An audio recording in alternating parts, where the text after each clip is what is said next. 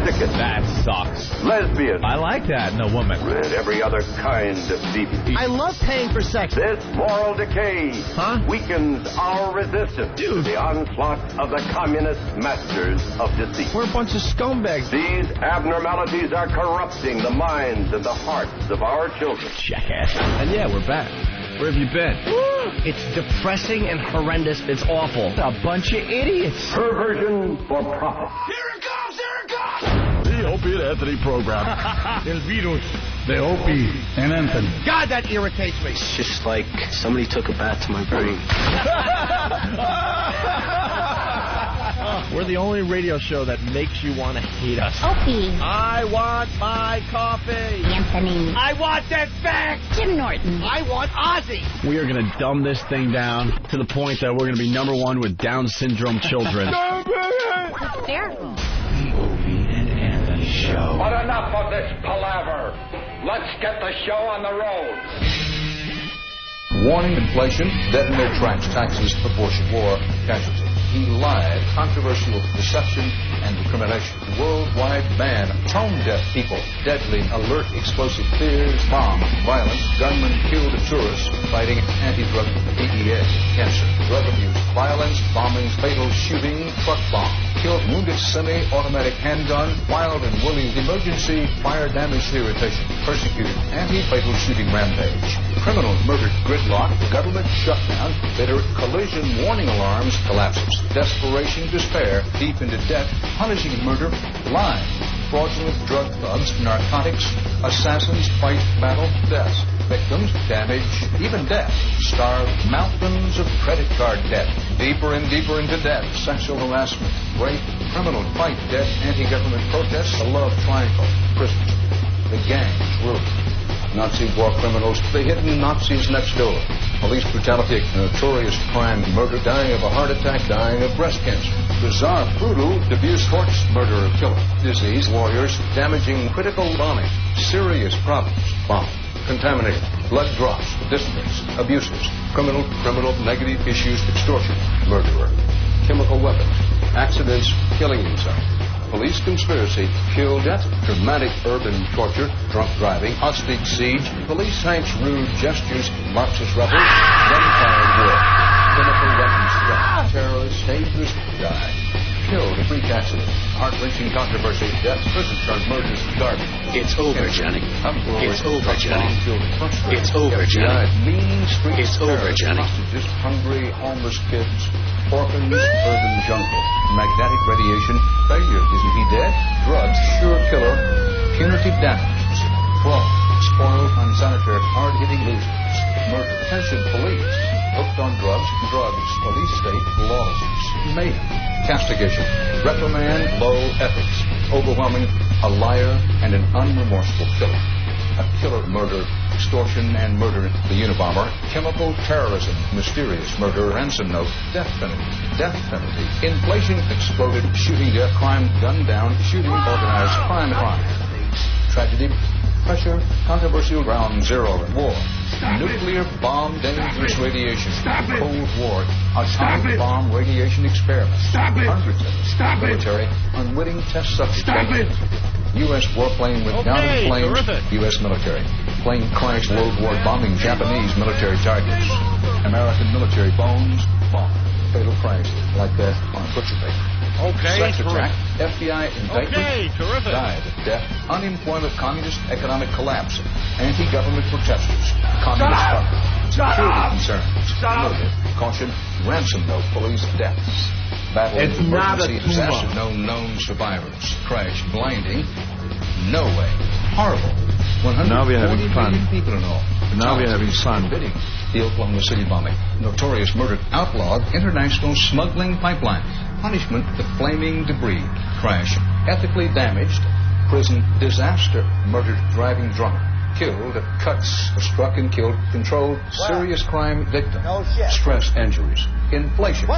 Make it faster, better, cheaper. Victims and how they die. CIA, the National Security Council. Murdering a man, death, stress, fatal heart attack, funeral victims, the mountain of cocaine. Discrimination, racist, massive lawsuit.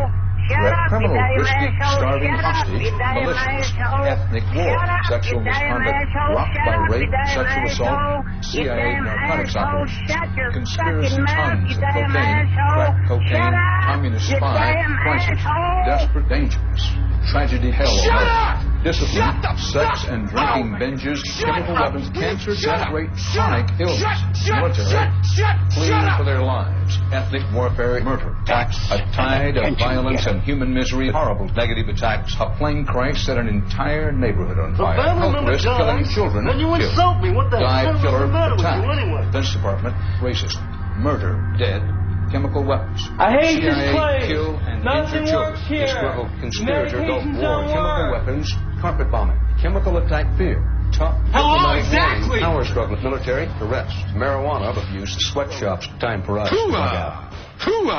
And welcome to the Opie and Anthony program. Good morning. Good morning, Anthony. That was pleasant. Did you replay that? I missed some of it. That's the world we live in, everybody. Wow. That is a frightening place. Where is that? Why bother living? What planet is that? You might as well just give up. And people laugh at me for not wanting to leave the house? Holy jeez. Wow, there you go. A little frightening. Just a tad frightening. That's Dan Rather and his dangerous headlines. Rather Actually, it's not even dangerous. headlines. It's just those key Those little key phrases. phrases that comments makes you a the little news- scared to the news live. loves to use to scare the bejesus out of us. Ah, wow. There you have it. Barbaric blitz. How did you get into work today? Did you I take the subway? A bus, maybe? took a cab. A cab? Yeah. Oh, it was raining. Okay. Yeah, I had You to don't have, like, treaded tires on your rollerblades? Unfortunately, I do not, and every once in a while I have to take a cab with the savages. With the savages. Although I did get a white guy today, which was pretty impressive. Yeah. Very rare when that happens. And actually, I don't mind the black guys. No? It's the ones that have the weird last names I mind. Yeah. The sleeper cells, I like to call them. Right. Those are the ones you got to worry about. Actually, the most frightening cab drivers are just the white guys. Because any white guy driving a cab these days is certifiably insane. You know, you make a good point. They're just crazy people. They're the crazy ones? Mm-hmm. I think black people today are feeling a little good about themselves. Yeah. Because I think after 9/11, you know... Yeah. I mean, let's face it, this country is like a black and white thing all the time. All the time. And then when 9/11 happened and the terrorism and stuff, all of a sudden, the black people weren't as bad. We got together. We certainly got together. Yes, black and white. That- We looked at each other and said, hey, we're all in this together. That's Let's right. get along and That's right. work it out. We know what could happen. Never mind, I'm not going to go there.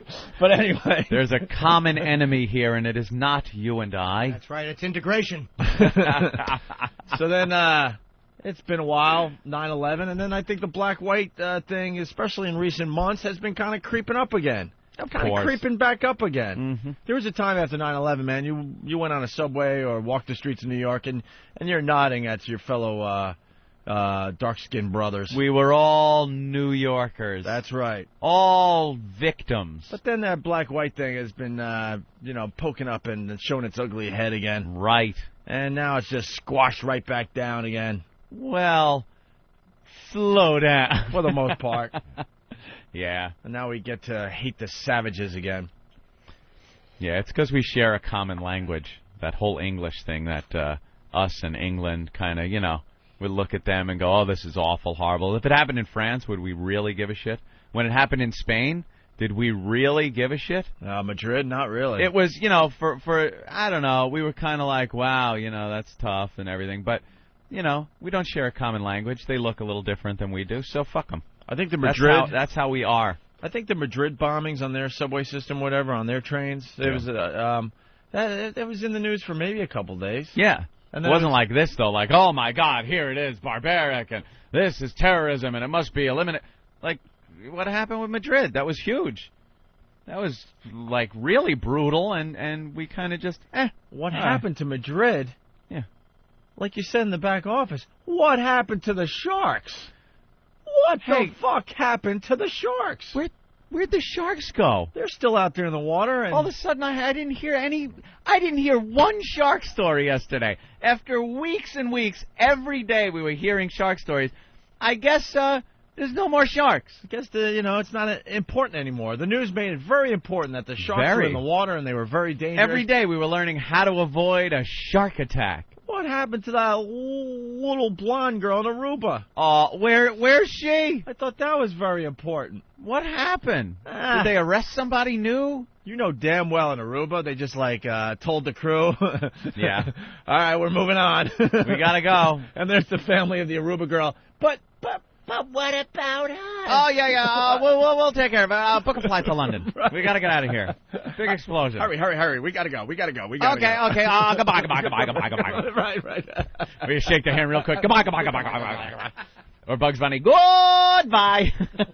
Love that. But I thought we were. Yeah. Goodbye. But I thought we were trying to solve the case. Yeah, we're trying to solve the case. We'll get right back on it. Goodbye. But you're leaving now. Yeah, temporarily. Be right back. Goodbye.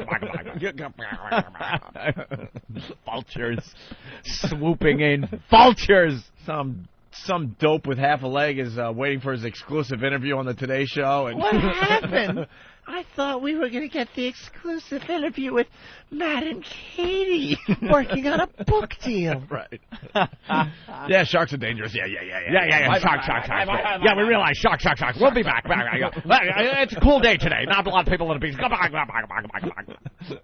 Fuck the sharks. What sharks? I absolutely love following the media. It just makes me giggle every day now. It's a hobby that I just embrace and great love on hobby. a daily basis. Yeah, if people are looking for a new hobby, that's the thing. Watching the media and the way they handle life in general on a daily basis, it's fascinating.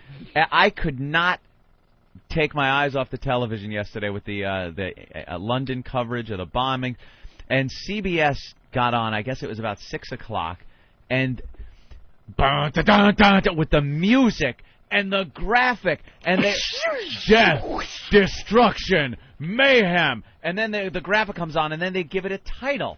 What's the title? The Bombings of London, and they had a big Bombings of London graphic that they had to make, and there was a room. What do we call this? What are we gonna call it? What about the shark graphic? Get rid of it. We don't need it anymore. But they make like this big TV show. It's like a one day, like a movie of the week, an event that the news does. Yeah. And it's just, they can't get enough of it. And then Fox News. What despicable asshats over there. They had that, who's the jack-off that ran his car into that other newswoman? Shepard Smith? Oh, yeah. They had Shep. Good old Shep. Shep was on. And he's getting some report. He goes, okay, we're getting a report right now, Victoria Station. They're alerting people to get away from that station. This is about 5 o'clock. This is hours after anything has happened. Hours after anything's happened. Shepard Smith is telling people, we're getting reports right now to get away from Victoria Station. We're being told that authorities are telling people to run as quickly as you can away from this station. No shit. Those were the words he was using. 5 minutes later, he comes back and goes, okay, Victoria Station, we're getting reports. All right, there's no problem, people. We're getting reports now, business as usual at Victoria Station. Everybody's, there's no problem there. 5 minutes before, he was telling people to run for their lives from that station. Like Godzilla came to town. Yeah, that's what it was. He told run as fast as you can away from it. Running just in panic-inducing asses. Run, Forrest, run! Just run away. So they can't scare you enough with just the real news. I think it's frightening enough. I think just reporting what's happening is frightening enough. You don't have to say there are more unexploded bombs out there. Could they be more bombs waiting for emergency crews to get there to blow up? It's like hours later. We did the same thing at 9/11 where they say there's still planes in the air. Oh my God, one's inbound. Here it comes. They just jump on it to try to get the maximum scare factor. Yeah, there was enough scare in the air, you know. Don't worry. You got plenty to work with here. And I understand the media, should report this stuff. It's just when they just over the top sensationalize that drives us nuts. You do that all the time, man.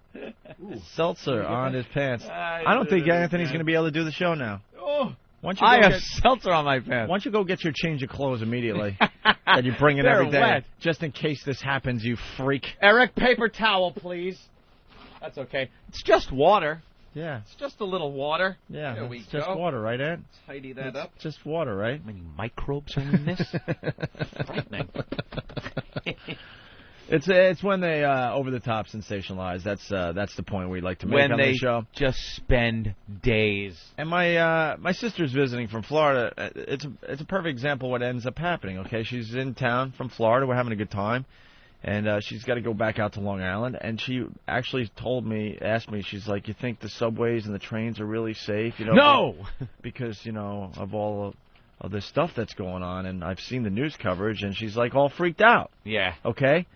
And I told her, like, today and yesterday were probably the safest days to ride the subways in New York and the trains in New York. Right. In the New York area. It's not the There's days guys that all happens. over the place here in New York City with M16s. Yeah. On almost every block, you got the guys out just like it was 9/11 time again. Yep. With the M16s on, I don't want to exaggerate, but every other corner or something like that. Yep. Yeah, a lot of guys out there, a lot of security. But unfortunately, my sister looks at the TV and she, I don't know. I don't want to say she believes it all, but she certainly gets, scared more than she has to be. Are we safe? No. One channel blew it. We started by hating this Richard Huff guy in I know. in the Daily News. Now, and he's great. I like this guy a lot because he has a sense of humor and he just gets it. And he gets it, and he's able to pick up on some of this stuff that we've been goofing on. The quirky stuff. And we're going to try to get him on the air, but he writes a column for the Daily News called Tube Talk. Mm-hmm. Listen to this. Channel 11's spare coverage. At the peak of the morning rush yesterday, when many area residents were wondering whether it was safe to commute, Channel 11 was offering footage of a backward bowler. A backward bowler. That's what Channel 11 was doing. See, this is the other side of it. You got the stations that sensationalize, and then you got the other channels that just aren't prepared, for anything. And Did anyone think Channel 11 here in New York is really prepared for anything as far as news goes? Meanwhile, the people at Channel 11's morning rival, Channel 5, Good Day, New York. Isn't that the WWWB? Probably. Wisely shelved all of their usual goofy features and silly segments to run wall-to-wall coverage of the explosions in London. Between 7 and 9 a.m., when Channel 5, Channel 11, and New York 1 are the only local newscasts on, Chris Galis and Jody Applegate shared the screen with a live feed from London. And throughout the 2-hour stretch, they interviewed terrorism experts, Governor Pataki, and others about the potential for an attack here and what precautions New Yorkers could take. It was relevant information at the right time for local viewers. There you go. That's what you want. And then he goes on. It's not that the folks at Channel 11's Morning News didn't cover the explosions. They did, just not as well as their rival or in enough depth to feed the need of area residents who may have been worried about the city's mass transit system. Instead, Channel 11 staffers limited coverage to news segments and updates with occasional field reports. They also interspersed those updates with regular entertainment news segments, a chat with soap star Cameron Matheson, and an interview with Hulk Hogan and his family. Yeah, terrorism's bad, brother.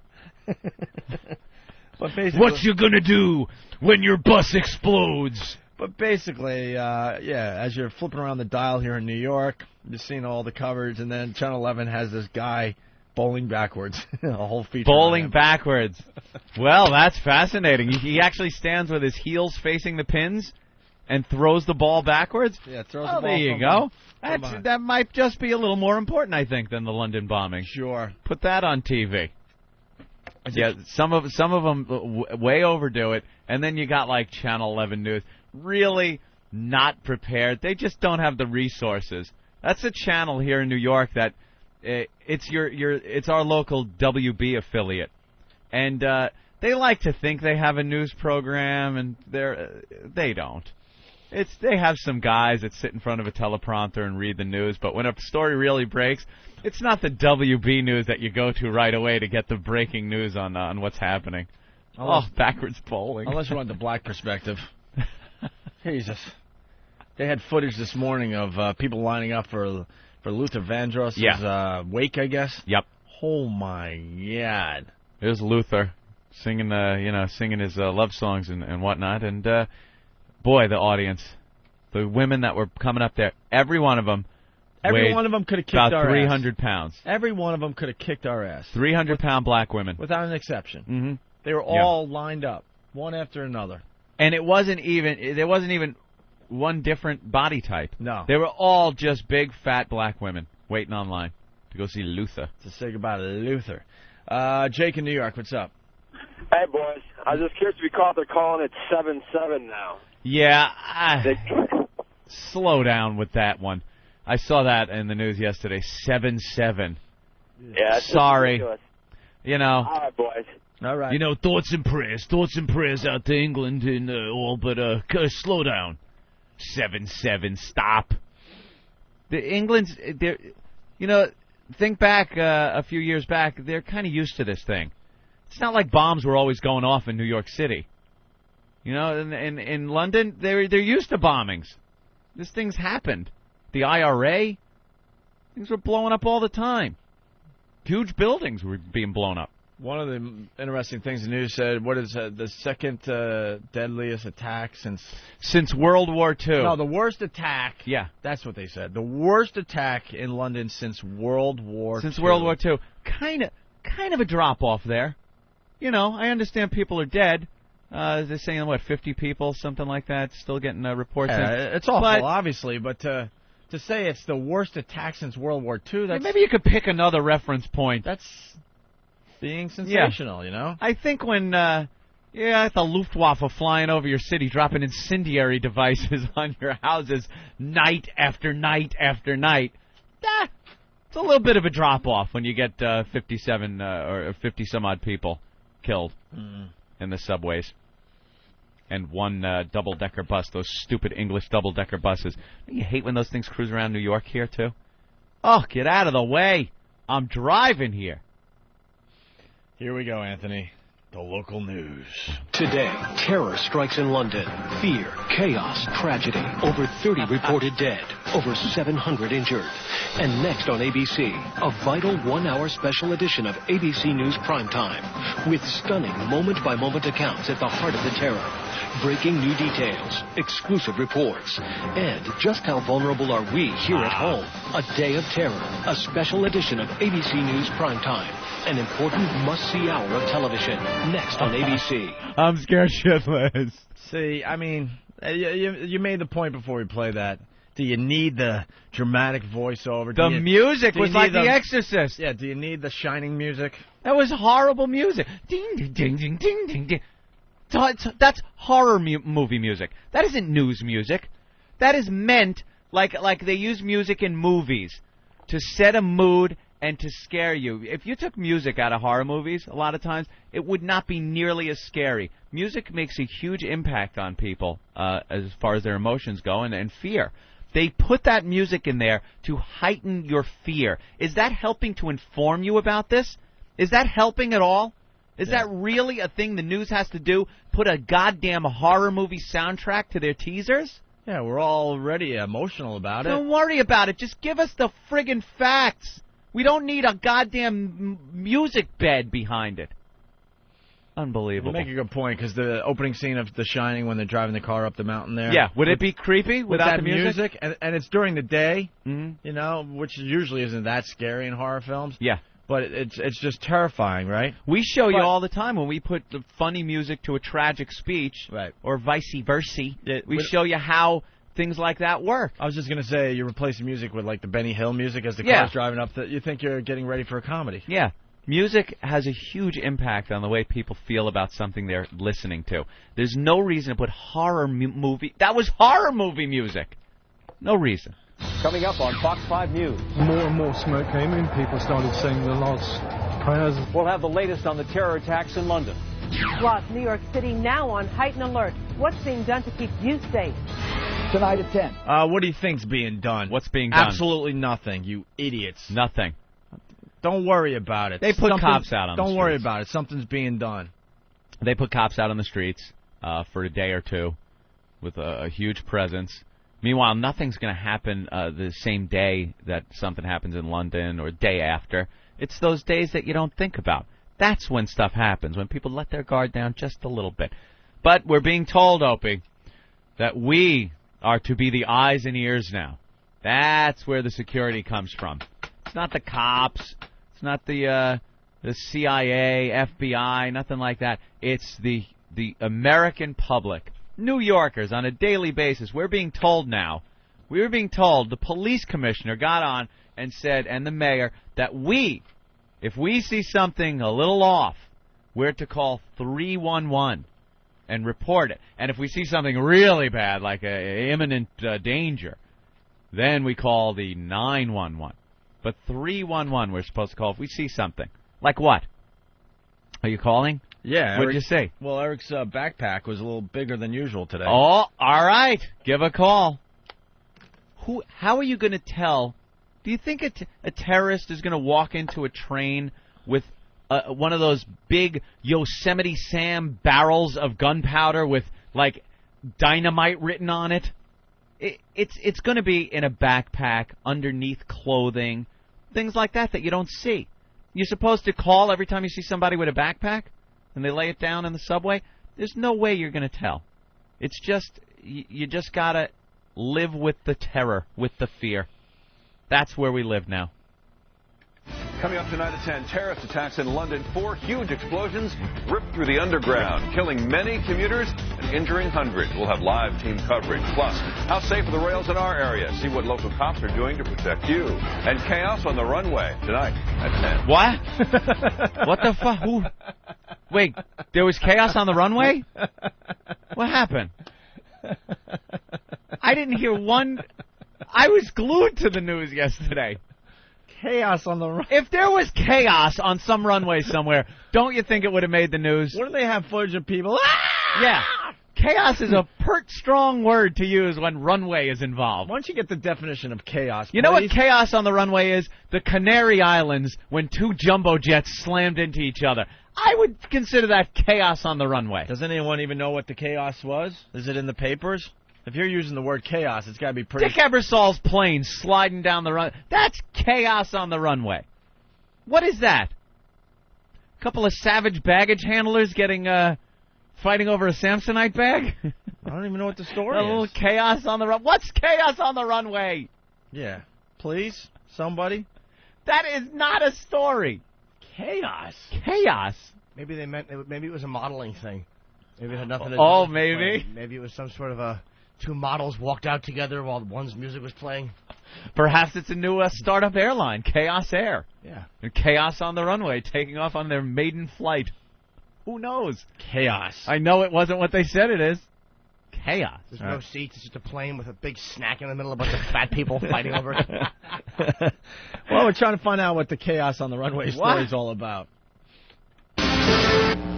Details about what police already found in London that could crack the case. When they say they're going to go after countries, they mean it. What it was like to be in London the day the terrorists attacked. Returning travelers tell us. New tonight, what local commuters should look out for. And what a difference a day makes. We're also on top of new developments in a local tuberculosis scare. And powerful hurricane...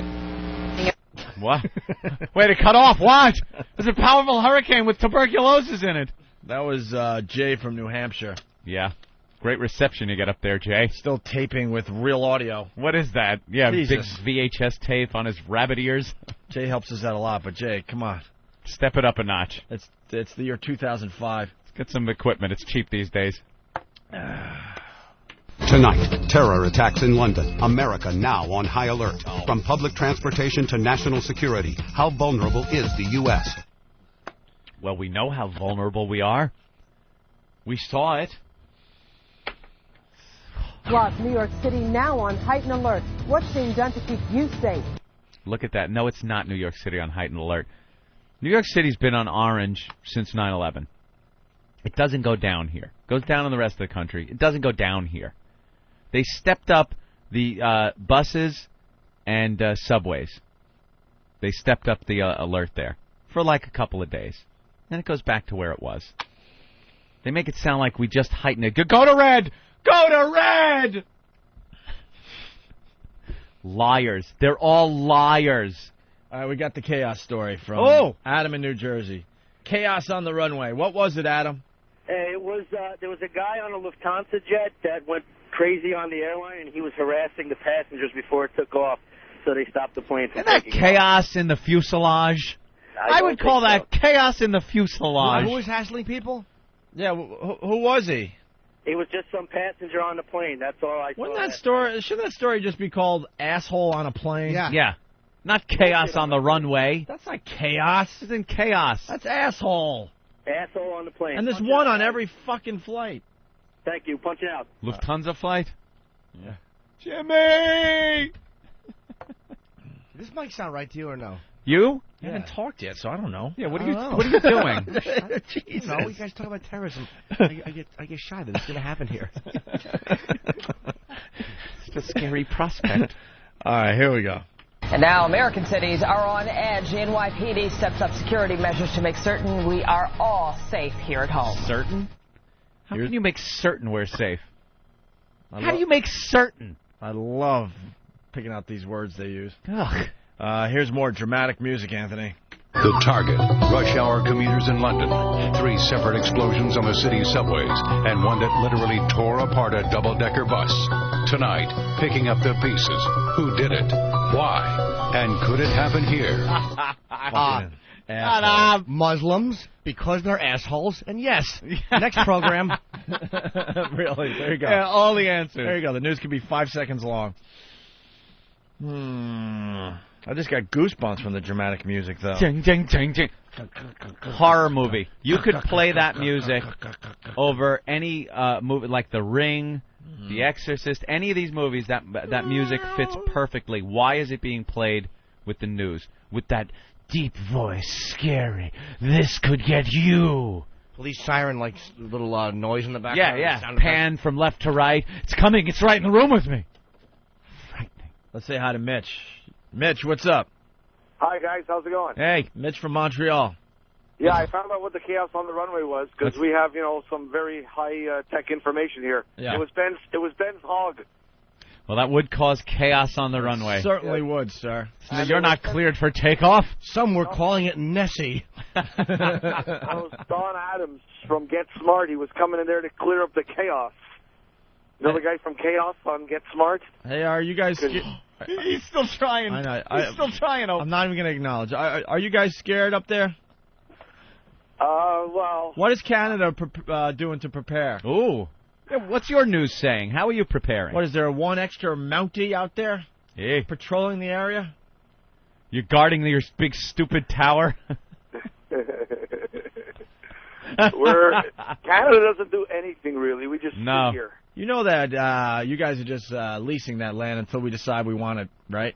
I know. The second we need more room, I swear to you, yeah. Right now you are living in, North Montana. It's going to happen slowly. We'll take over, Toronto, Vancouver, and Montreal. We'll go up that high. Yeah. And then all you guys will have to go even further north. Now, how does it feel to know there's nothing you could do about it? That's right. You don't have any type of army that could fend off a United States invasion.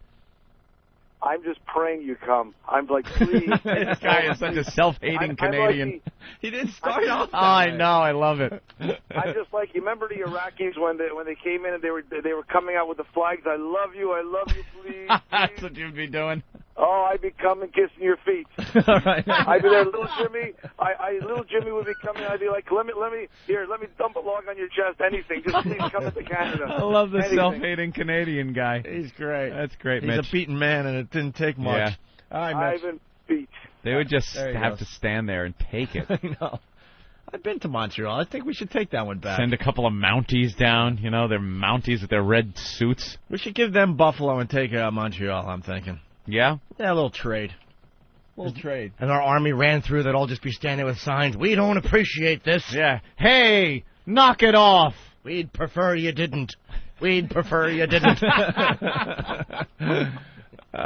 Very good. All right, back to... we just have a couple more of these terror news teasers. Yes, it's very frightening, Opie. Terror attacks rock London. The shock and devastation on the streets. An expert analysis on what's behind this day of terror. Plus, the blast put our area on alert. CBS 2's team of reporters show how tri-state security is being stepped up. Also, the menace of Dennis. See the hurricane's path of fury and the tropical weather heading our way. You know, they're not even confident enough to like, well, this terror angle, it's not good enough to scare the shit out of our viewers. Yeah. So why don't we throw some hurricane stuff in We there, need too? a hurricane. Right. And he has to rhyme it. That's nice. He's going to ruin people's lives. He makes a rhyming word out of it. The menace of Dennis. Yeah, it's already killed people. Owie, beheaded by his... I was like, It's totally so where you were going, too. It's hard to say beheaded by Zarkawi. Suck. Yuck. Flubbing idiot. I guess we should do rhymes today on the show. Yeah. For other headlines. There you go. There's today's bit. See how easy this radio thing is to do? That's it. Rhyme something. Then you just sit back and let the listeners do all the work. Rhyming news stories and go. And take it.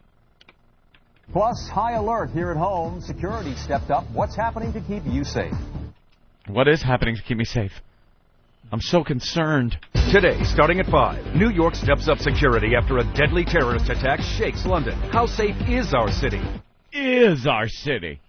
And just ahead in Family Matters, a very timely topic in light of today's events. How to choose a guardian for your children in case something tragic happens to you.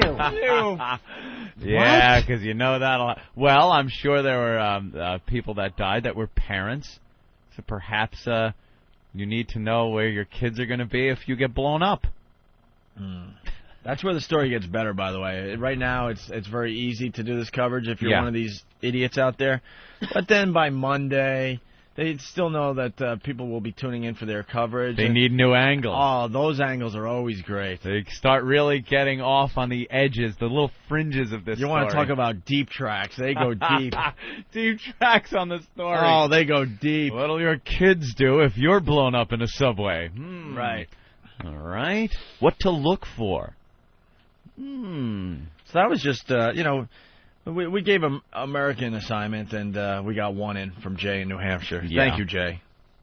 The rest of the country, thanks for nothing. Thanks for nothing. Like you didn't have the scary news teasers in your city. Of course they did. I think they were a little frightened of us. We kind of dressed them down a bit because they sent us some real crap as far as news teasers go, and maybe they don't want to be embarrassed. A little embarrassing for them. Or maybe they're sitting back and going, you know what? I'm paying for this shit. You guys do all the work. You do a goddamn show. What the hell? Yes, so some people are finally catching on. Why are we doing your show for you? They're on to us. It's time to move again. And here comes the first rhyme. Let's go to Rick in New York City. Rick? Rich, actually. Rich? Sorry, Rich. Yeah. I seen one last night. It was, stay tuned as we show you how one woman made 5 in a tub go glub, glub, glub. That's Jimmy's bit. You stole it verbatim. Verbatim. Shut up. Oh, verbatim. Verbatim. I think that might make my list of silly words. Verbatim. I know, but I like how you say it. That's how all right, so Park says it. So far I got poopy, hiney, and lozenge on the list of silly words. Lozenge. Dave in Ohio, what's up? Hey, good morning, guys. How's it going? Hey. You know what makes me sick about the news the most is, like they act all concerned, like they care about us and they're trying to help. But really, when these tragedies happen, that they're happy. They're like, oh boy, we got to get this. This is going to be great for our ratings. You know what I mean? They're very they happy. They don't give a crap about all the people that died or they what could love happen. news. They love when it happens. Well, that was the point we made about a half hour ago by saying, where did the sharks go? Yeah. Exactly. Where's the concern for that girl in Aruba? It's time to move on. Time to get all the cameras packed and on a plane to London. Well, that's all I got. Punching out, guys. Love you, Jimmy. I love you, mister. Thanks for the call. All right, let's go to Al in Jersey. Al? Hey, guys. Hey. Yeah, I tried to get away from all this shit yesterday, so I want to get my Yankee update on SportsCenter on ESPN. The first fucking 15 minutes of it is are you a in your stadium? Even Wait, what did they say? You were maybe are you you were safe clipping. in your stadium? Yeah, you're sitting duck in your stadium. Ah, Oh, yeah. Ooh, right? You're sitting there watching a game. There's quite a few thousand people right around you. What a great target that would be. And that's happened so far. How many times? Oh, my God. You're too many to count. It's, yeah, a lot. You know what the security is like at stupid ball games now? It's ridiculous. You can't bring anything in with you. Yep. You cannot bring a bag or a backpack into a sporting event with you anymore. You're not allowed. They search you. They tell you can't bring that in. You got to buy their food now. You buy everything that they have. Girls, even with pocketbooks, that gets searched. Everything gets searched. Just mostly so you can buy. So you have to buy their food. Yeah. And they use the excuse that you might be carrying something in. Yeah. But the reality is they want you to buy their food. But how could you buy it? Because I saw a story. Danger of stadium food. Not only do you have to buy their food, they know they got you, so they hike the prices up to an amount that is just unbelievable. Ridiculous. You can't even take your friend there and have a couple of wieners. No. You want to go to a ball game, have a Coke and a wiener. Cost you $200. I am taking this next phone call for Jimmy and for Anthony. Oh. Okay. I am sacrificing my own happiness right now. Opie, why? I want you to be happy. Tom in Kentucky. How you doing, boys? Hey. Tom. Is London rattled? Next with Pat Battle. Was Pat, did she turn up with any... I'm sure she's doing some irrelevant report somewhere on something. Horrible How local. safe were the wheels on the bus? Just some awful... Was it blown tires? Ugh. No, Fatso, it wasn't. Some horrible Jersey story. Some Jersey angle. Hey, we got some cuts from the AP. London commuters. Ooh. You got to hear this first guy. I don't mean to make light of this, but... Yes, you do. Man, they talk weird over there. I know I'm being Captain Obvious, but listen to this guy. Oh. Were you worried at all about taking the train after what happened? No, not really. Why not? Just the way it goes. That's London all the way round. We had it with the RIA, we had it with all the others. We just get on with life, didn't we? They'll be downcast for a couple of days, but like when the IRA bombs were here, after a couple of days, back to normal. Dude, that first guy, what the fuck did he say? I have no idea. Hey, baby. Can we hear the first guy again? What the hell was that? One of those bombs was under Were his you tongue. worried at all about taking the train after what happened? No, not really. Why not? Just the way it goes. That's London all the way round. We had it with the RIA, we had it with all the others. We just get on with life, didn't we? They'll be down. I think he's talking about something about the... Did the IRA come up in there somewhere? Second guy. That was No, the I second think guy. even the first guy. Oh, really? It might have been. Go all the way It back. might to have the been beginning. something with the IRA. Listen again. Were you worried at all about taking the train after what happened? No, not really. Why not? Just the way it goes. That's London all the way round. We had it with the RIA, we had it with all the others. We just get on with life, didn't we? We had it. All right. He did say something like that. Something about the IRA. We had it then. I don't know what that fucking line is saying. Jesus Christ. That's English? Thank God we broke off from them and refined their language so that everyone can understand it. Let's go to Jeff in New Jersey. Jeff? Parents beware. Is your kid keeping an online blog? Next thing you know, he's sucking Ben's hog. Oof. Wow. You really... Only because you started with parents beware. Yeah. Whenever you have a colon in a joke, it never works. All right, thank you. Let's go to John in Connecticut, it looks like. John, go ahead. Hey, guys. I'm actually on Long Island. There was a story on the news last night that I was listening to at work about could this happen in Connecticut and what they're doing to beef up the security. I think Connecticut can calm down. I don't think Connecticut is a primary target. Right. No, unless they're going to go bomb Regis Philbin's house, which would be a pleasure, but... What are they going to do, bomb 95 and improve traffic? Really? Connecticut stinks. Yeah, there's cities like Connecticut, Philly. They're lucky to be close to New York. Don't worry about Because it. if the terrorists are going to come all this way, they're not going to go to Connecticut when they could go to New York. They're not Yeah. going to go to Philly when they could come to New York. My God, they've bombed Greenwich. Right. Stop already. There's all those cities, though, you know, all across the country, all in the Midwest and everything. It's not going to... You guys are in much more danger of some lunatic militia asshole blowing you up than you are a terrorist, some kind of foreign terrorist. Don't worry about it. New York, L.A. Did I mention New York?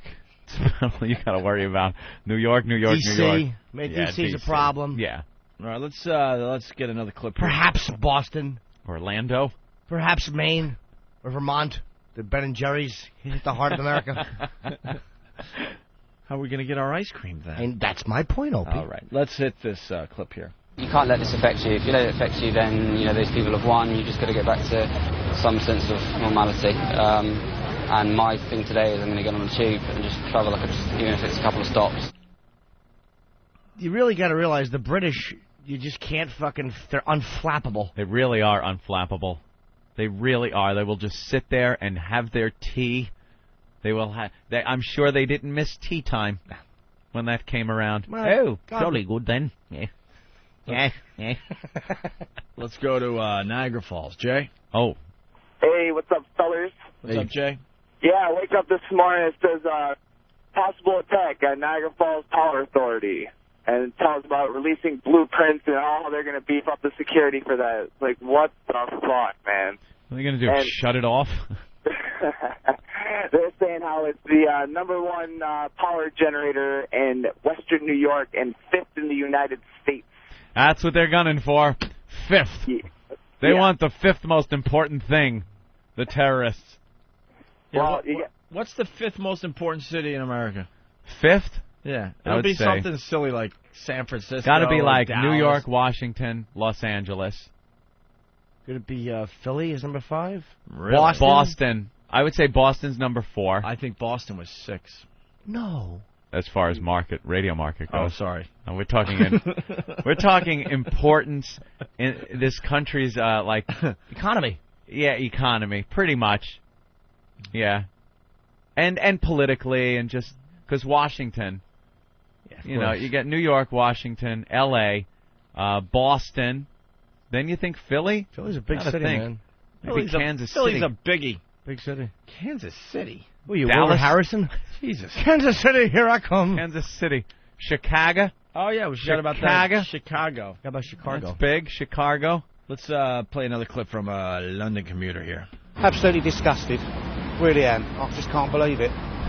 Bloody dreadful. And I think it's about time we actually kicked back at these people and sorted them out properly. Because you just can't go on like this. It's ridiculous. And sorted them out properly. Sorted them out properly. What is that? Wow, that's a threat. That was his way of saying, let's commit genocide. Yeah. Believe me, British are colonizing motherfuckers. They're not going to tolerate this. Sort them out properly. Over tea. Yes. That must be the tea. I think those Muslims have to be corrected. Really? It's like Grady in there. Oh, this guy wants to... And when France tried to stop us from doing our duty. They had to be corrected as well. Let's go to Heather in Jersey. She thinks she knows what that guy was saying, the English guy. Heather. Morning, guys. I think another faithful listener of the program, right? Yes. The English guy said, we had it with the IRA, we had it with all the others. That's the way it goes. That's what he said, huh? Wait, let's stay on the line. Let's hear that again. Go ahead, Eric. Were you worried at all about taking the train after what happened? No, not really. Why not? Just the way it goes. That's London all the way round. We had it with the IRA, we had it with all the others. We just get on with life, didn't we? That is exactly it. I thought he said Greg. And Tony showed Greg. Tony showed Greg. Tony got the Norton with 6 5. Wearing a bag, spread the hip. It's on XM. Oh, you remember it I still? missed that. Yeah, kind of. I missed that one. Catchy, isn't it? We'll I find love that one. going into break. Yes, Thank you, Heather. You can't have British Thanks, children and Muslim children. You're going to conglomerate mulatto, mongrelize the people. The birthright to be destroyed. What? Properly destroyed. Properly. Let's go to commuter number 4. Ooh. I worked for Cantor Fitzgerald at the time of the 9/11 disaster, and it all brought it back with what they went through. You know, it was our turn yesterday. Fortunately, I was in work early, and that saved us this time round. Saved us. Yeah, they all got them stories. I was there. My alarm didn't go off, so I would have been on the bus when it exploded. They all got those stories like everybody did here. Doesn't Colin have a bit on that? Love Colin. How everyone tried to tie themselves in with 9/11. Goes, I wasn't on that 2 train. Do you normally take the 2 train? No, I've never taken the 2 train in my life. He goes, constantly, everybody's trying to like make it look like they had intuition. She's like, something told me not to go down there. Yeah, stupid. The news told you not to go down there. He had the funniest shit after 9/11, man. It was like he could do it a month after, and it wasn't offensive to anybody. It was really great stuff. I can't tell you how many people said, I was on, at that restaurant, the top of the world. Yeah, Windows on the World. Windows on the World, on the top of the Twin Towers there. When? June? Not even. 1995. Oh, really? Been years ago? Yeah, well, most of New York has been up there. Been up there to check it out. I had the duck up there once. It was lovely. Very nice restaurant. You know how many Midwestern people or people from around the country probably said, we were going to go to New York then. We were going to go. You were? Where? Finger Lakes. Yeah. Syracuse. I kind of did that bit to Anthony yesterday. I go, man, I was thinking of going to London. Yeah, I was thinking of going there. Well, really? My God, you're tied right in. Congratulations. That's right. You mean you thought of London? Good thing you missed the bubonic plague of the 1500s. Call Good Morning. 13. I think it was 12s. Forget it. I had a great line, too. Fuck you. Go ahead, say it. Let us be the judge. No, not now. Why not? It happens. Fuck you. Come on. No one listens to this Spit it fucking out. program. That's not true. I'm listening right now. Spit it out. Take a swig of coffee and let it rock like it was brand new. I guarantee it was a good one, too. Well, did the good ones stand up? I was feeling it. I was in the zone. But no one fucking listens. That's not true. We listened. The good ones stand up to these delays like this. Nope. The good ones stand up. They'll make a fucking maniac out of me. Nope. The good ones stand up. No, I'd rather hear more Shining references. Go ahead. All right. Jesus. I'm so pissed right now. I had a really good one. Well, but I learned from past experiences that it's all about timing. But you gotta give it out I now. tried 3 times. Listen to the replay. All right. Now. No, wait. Not in the context that it is now a joke anymore. Okay, we realize the moment is past. But now you just have to tell us what it would have been. You have to tell us what it would have been. I'm not going to play your silly game. No, we understand now that it's not going to be funny. It's not the right time. It's past. Yeah. But I got to know what it was going to be. All work and no play makes Greg a dull boy. It was a Pat Battle line. Oh, see? Now we enjoy that. Of course it wasn't a Pat Battle line, you ass. Come on. I hate the Pat Battle thing, too. Why? We love Pat Battle. What was it? You could just tell us, just Shut in up, the dude. context of just the show. Why did you think I was born? But I really want to hear what it was going to be. Do you think I just came out of college radio? Are you insane? But it's not. If you're doing it like saying this is what it was going to be, no one's expecting you to get a laugh at this point. 10 minutes removed. I absolutely would tell you what it would have been. I started the line, I think, 3 times. No. I think. What were we talking about? Let's see. I know. What were we talking about? No. We didn't know what we were talking about. At least what were we talking about? No. Gotta know though. I know what it was. I know because I know where we were. It was some joke about the Odeon, July 23rd. Oh, Christ on a pony. What? You know what? You are horrible. But that's what it was. I do have to take my beating. Could Opie explain how to get to the city of Connecticut? No one picked up on that one. Proving my point, no one listened. No one listened. That was 5 minutes of banter right there. I mean, the instant feedback, they all heard it. Hey, Opie, Connecticut isn't a city, dipshit. Ooh. I corrected you. Corrected. But you guys, you guys thought it was a city. No, I didn't. I wasn't listening. I wasn't listening either, obviously. Okay, what was it? That's what I hate about the replays. You just realize that no one listens. No one listens. All We're right. just eagerly awaiting our chance to jump in and be stars of the day. And I know why he doesn't want to say the line, because he knows it's one of those ones that you could probably find a way to save and probably get. You're going to use it later. It might be something that we'll be able to tie in somehow.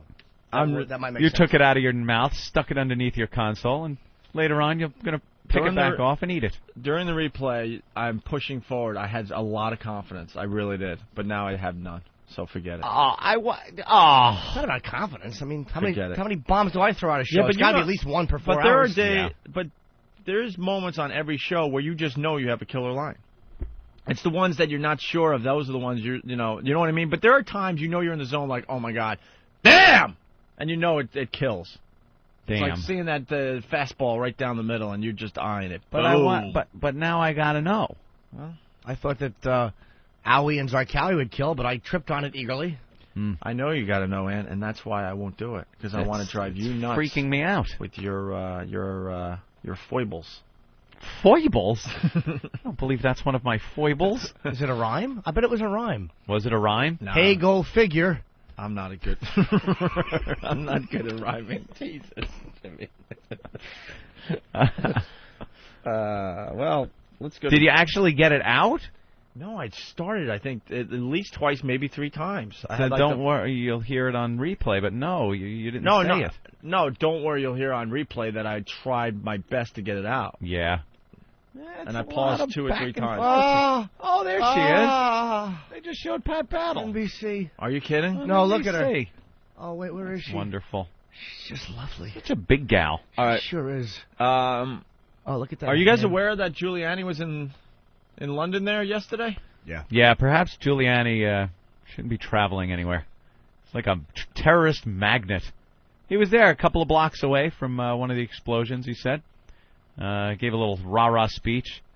They had some English guy interviewing him and asking him a bunch of questions about the attacks in New York and how England is holding up under this, and all he did was really lap a lot of English ass. You know, we should explain this for the rest of the country, although they saw the Giuliani stuff during 9/11, obviously. But now we got Mayor Bloomberg in New York, and it's just not the same. You don't feel as safe. You just don't. Giuliani got up there, is like, live your lives, and this is what you do, and this is what we have to deal with when you're in a free society, and he just made you feel good. Yeah. And Bloomberg's like, well, you know, you gotta go about your life. Yeah, with his whiny voice. Whining voice. We got a police presence on the subways today. And he was using some of the same Giuliani lines, but it was just wimpier, a lot wimpier. Yeah. It just wasn't the same. They asked Giuliani what inspired him during 9/11 to be able to get out there and really rally the people. And he is saying that he was inspired by the English and how they handled the Blitz in World War II. And didn't he say that he went home and read a book on Winston Churchill? Winston Churchill. The whole city is collapsing, and he went home to read. I'm going to read a little book. Not only did he go home and read, he made it make sense. Yeah. Well, you know, Churchill was great. He read a whole book on Winston Churchill to get his inspiration or something. It's like, when does this guy have time to read a Winston Churchill book? I couldn't read that. They dropped Churchill flyers with bombs all over the city. I just couldn't get interested in a Churchill biography. Churchill. What happened in 1840? All right, let's... well, Giuliani had some things to say. Let's go to the first clip here. I was right near Liverpool Station when the... I guess it was the first bombing took place, so we could hear the sirens, and then kept getting reports of different bombings in different parts of the city. And sounded like Opie was starting to say, call Good Morning America. I think he was going for the interview since he tied into the event by thinking about going to London. I have no idea what you're talking about, Matthew T. from Arizona. You know what? Was it some kind of... Matthew T. is brilliant. Really? Yes. It doesn't sound as good now, but yeah. It was about... Because I was thinking of going to London. Right. Call one of these news shows for my exclusive interview, but it was... Yeah. But that was it? Oh, he nailed it. He nailed it? Yeah, he nailed it. Wow, Matthew. He absolutely Holy nailed it. shit. That is really good. Creepy. Boy, that is a real... See, Matthew's listening. But it was all during the whole thing. It would have, of course. It was just a quick thing. That would have been just a quick chuckle. You fucking asshole! I hate you, Matthew. You fuckers! You fuckers! I can't wait to retire and leave this mess to somebody else. Yeah. Oh, God. Let's go to Joe in New Jersey. Joe? Hey, boys. What's up, Joe? That's the longest wait for a car crash ever. Yeah, but I didn't have the energy. I didn't give it the gusto. I hear you. I would have made it a little, hopefully funnier. All right, go ahead, Joe. I was going to say, those English dudes sound like Mickey the Piker from Snatch. Yeah. Oh, yeah, that was good. You couldn't understand him. Actually, we got a couple of those Snatch clips there. Snatch. I love that movie, Snatch. You never seen Did you Snatch? say something? What? Opie, did you say something? Yeah, why? I don't know. I guess I wasn't listening. Oh, boy. Wow, Joe. Way to get in character, stupid. Wow. And then he had to try it 3 times. And then he just bailed right out. Here's some dialogue from Snatch. It does sound like that commuter. Yes, London. You know, Oh, no, this is fish, everyone. chips, cup of tea, bad food, worse weather, Merry fucking Poppins, London. No, that was, what's his name? Dennis Leary? Huh? Sounds like Dennis Leary. No, it's, that other guy. The dude from, Get Shorty. yeah. Yeah. What the hell's the name of that actor? Guy that Travolta punches right in the nose there. Chaz Palminteri? No. No. He's a fine actor, Chaz Fran Palminteri. Drescher? The caller's talking about pretty much Brad Pitt in Snatch, where Dennis you can't. Farina. That's right. Thank you. I'm burning a Anything fucking to phone in your head. declare? From Midnight Run. If anyone doesn't know what Dennis Farina is, his Midnight Run, he was the mobster. Anything to declare? Yeah. Don't go to England. Ooh. All right. Yeah, Have a cream soda, relax. I think he's pretty much talking about Brad Pitt's character in Snatch, where that's one of the options on the DVD where you could have subtitles. Subtitles? Every time he talks and only when he talks. Handy. Do you have any audio of Brad Pitt? 'Cause I heard he could unintelligible in that film. Oh, it's great. I want to. It's great.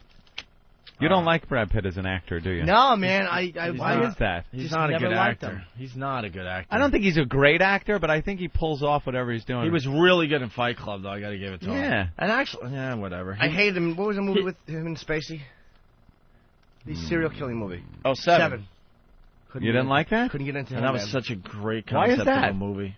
You watch Morgan Freeman and Kevin Morgan Spacey. Freeman was brilliant in that movie. We talk about how he plays the same role, but man, in Seven he was unbelievable. And Brad Pitt was good in Snatch, actually. Yeah. And Fight Club. And Fight Like Club. that. You don't like Edward Norton either? Don't hate him. I think he's overrated. Overrated? Really? Always did, yeah. Since He's really since good. the Primal Fear, I thought he was overrated. That was a great performance, I think. You didn't like him in American X? I liked it. I didn't love it. I liked it. Oh my Didn't God! love it. Didn't love it. You felt sorry for his character by the end there. Yeah, That's tough to pull off, I think, in any movie. I felt sorry, too, for him. He had such a great life and everything, all that fun he was having. And No, I understand, but that's what was crazy about that.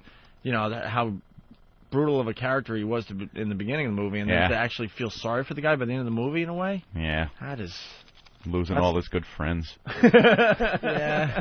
Fun people. Had to grow his hair in. That must be a drag. Truck got scratched at a river robbery in the beginning of the movie. Stepped on that man's teeth. God, put your teeth on the curb. Someone out there is agreeing with me. Correct him. That's what I like about the show. There's always someone that agrees with you. Yeah. Put that guy's mouth on the thing and he went, okay, you better curb your enthusiasm. Oh, Liddy. Wow, Jim. I don't know if you did this, but let's see. Anthony. Opie Anthony, Jimmy, what's up? Hey. Jim, I got a question for you. Mm-hmm. Who's Fran Drescher? Did I do that wrong? Is it Dresser? You tell me. Yeah. I think it's Fran Drescher. Oh, I always Fran call end it table. See you later, guys. I always call it Fran Drescher. Always. How about we go back to doing a radio show where no one corrects anyone? That would be rough. We'd all be sitting here just staring at people. That would be really nice. And then the listeners don't have to slam us. It would be just a nice little radio world. When it used to just skate right by. Yeah, I like those days a lot better. Why is there a pool of saliva in front of you? No reason. All right, we got another clip from Giuliani in London, 2 blocks from one of the bombings. As we were walking through and driving through the streets of the city, it was remarkable how the people of London responded calmly, bravely. Mm-hmm. What would you like them to do? Mm-hmm. Exactly. Freak out. Hit one more. Our hearts go out to them. We feel a tremendous empathy with them. I think every New Yorker would probably join me in saying that we feel very, very much, and understand what you're going through. No. All right. Not to take away from London. It's terrible what happened, but there were 40 people killed. It's a lot of people, but 3,000 people in the 2 biggest buildings. It's a different... Buildings, people running for their lives away from... And again, I'm not diminishing what happened in London, because it's one of the only places I do like. People's lives wow. Yeah, I mean, you talk about 9/11. I have a good friend that I grew up with. He was all about New York, and he was in the towers for both 93 and the other one, and he survived. He's one of the lucky ones in a way. and he hasn't been back in New York City since. Yeah, after that, you just leave. He had an unbelievable somewhere else. life, unbelievable across the board, and his life is destroyed. The guy is just a mental case, absolute mental case. Start thinking people are chasing you. Yeah, and he hasn't stepped foot on in Manhattan since, and refuses to. He used to be about working hard and partying hard and going home to his lovely wife and stuff, and now he's just seeing psychologists around the clock, basically. Wow. Yeah, it fucks people up. Completely destroyed. I saw him. It's just it's beyond sad, actually. And he was one of the lucky ones. So, Anthony, as we go to break, we have more to do on this, and a lot more to do actually today. We got Patrice coming in. Oh yeah, yeah, and Keith Robinson. That's gonna be a lot of fun. Carlos Mencia checking in. Richard Huff hopefully will call in so we can talk about how the news handled this, and he had a couple funny angles in the paper that we already discussed. And is Dee Dee coming in for the news today, Ben? I believe so. Yes. You believe so? That means no. We haven't seen. She's got interviews or something. We haven't seen Dee Dee in a while, so keep everyone on hold. I There's like still Ben's shirt. Do you? Yeah, what's the matter with it, Jimmy? Yeah, what's the matter with it, Jim? Nothing at all. That shirt you have stinks. I know it does. Don't try to jump the gun and cut me off. Solomon, can you go 1 week without an Ozzy or Black Sabbath T-shirt? Nope. Oh, how many do you have? Yeah, how many do You you must have a lot. I have a good amount. Not as many as you think. He's No? got 3. Maybe 4. Really? That's it? You always sleep in that long one when we're on the road. Which one? Ooh. There's one long one. Sexy. How do you know, Ben? Because I used to have to wake Jim up in Philly. Night shirt like our gang. Yeah. Wear a long night shirt. Jim comes out with his little mask on his head, and the room's all black. I'm like Scrooge. I have my night shirt and my night cap. And your little goggles. What do you put those little padded eye things over your face? Well, I have to now because I don't have Mrs. Kravitz or something. No, like Michelle Pfeiffer. Yeah. In Scarface. Right. Sleep with them black jades. I got to sleep with them because I don't have a curtain in my my room yet. When are you getting one? Very soon. Is it going to be motorized? No. You should get one of those, dude. Totally blacks out the thing, and you could lay there in bed and just hit it. That's my goal, by the way. Not just to remain home, remain in bed.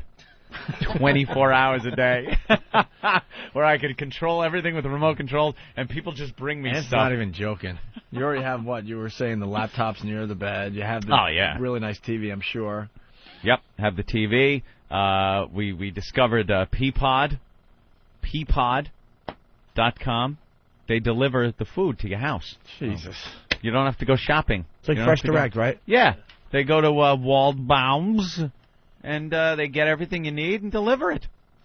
How great is that? Drugstore.com for everything else. Go there, you get your little wipes and your toilet paper and all of your aspirin and anything else you need. Then everything else I buy, like I'll go to Circuit City or BestBuy.com if I need electronics. I used to go to Dell for computer equipment. I'll talk about that later. Customer service. Dell, go fuck yourself. It's awful. I used to crow. Anyone in here can tell you how I used to crow about Dell. I pushed Dell to everybody. The Opie needed a computer. He was like, "Aunt, what should I get?" I'm like, Dell. Best computer. You're going to get exactly what you want, and their customer service is great. Well, not anymore, people.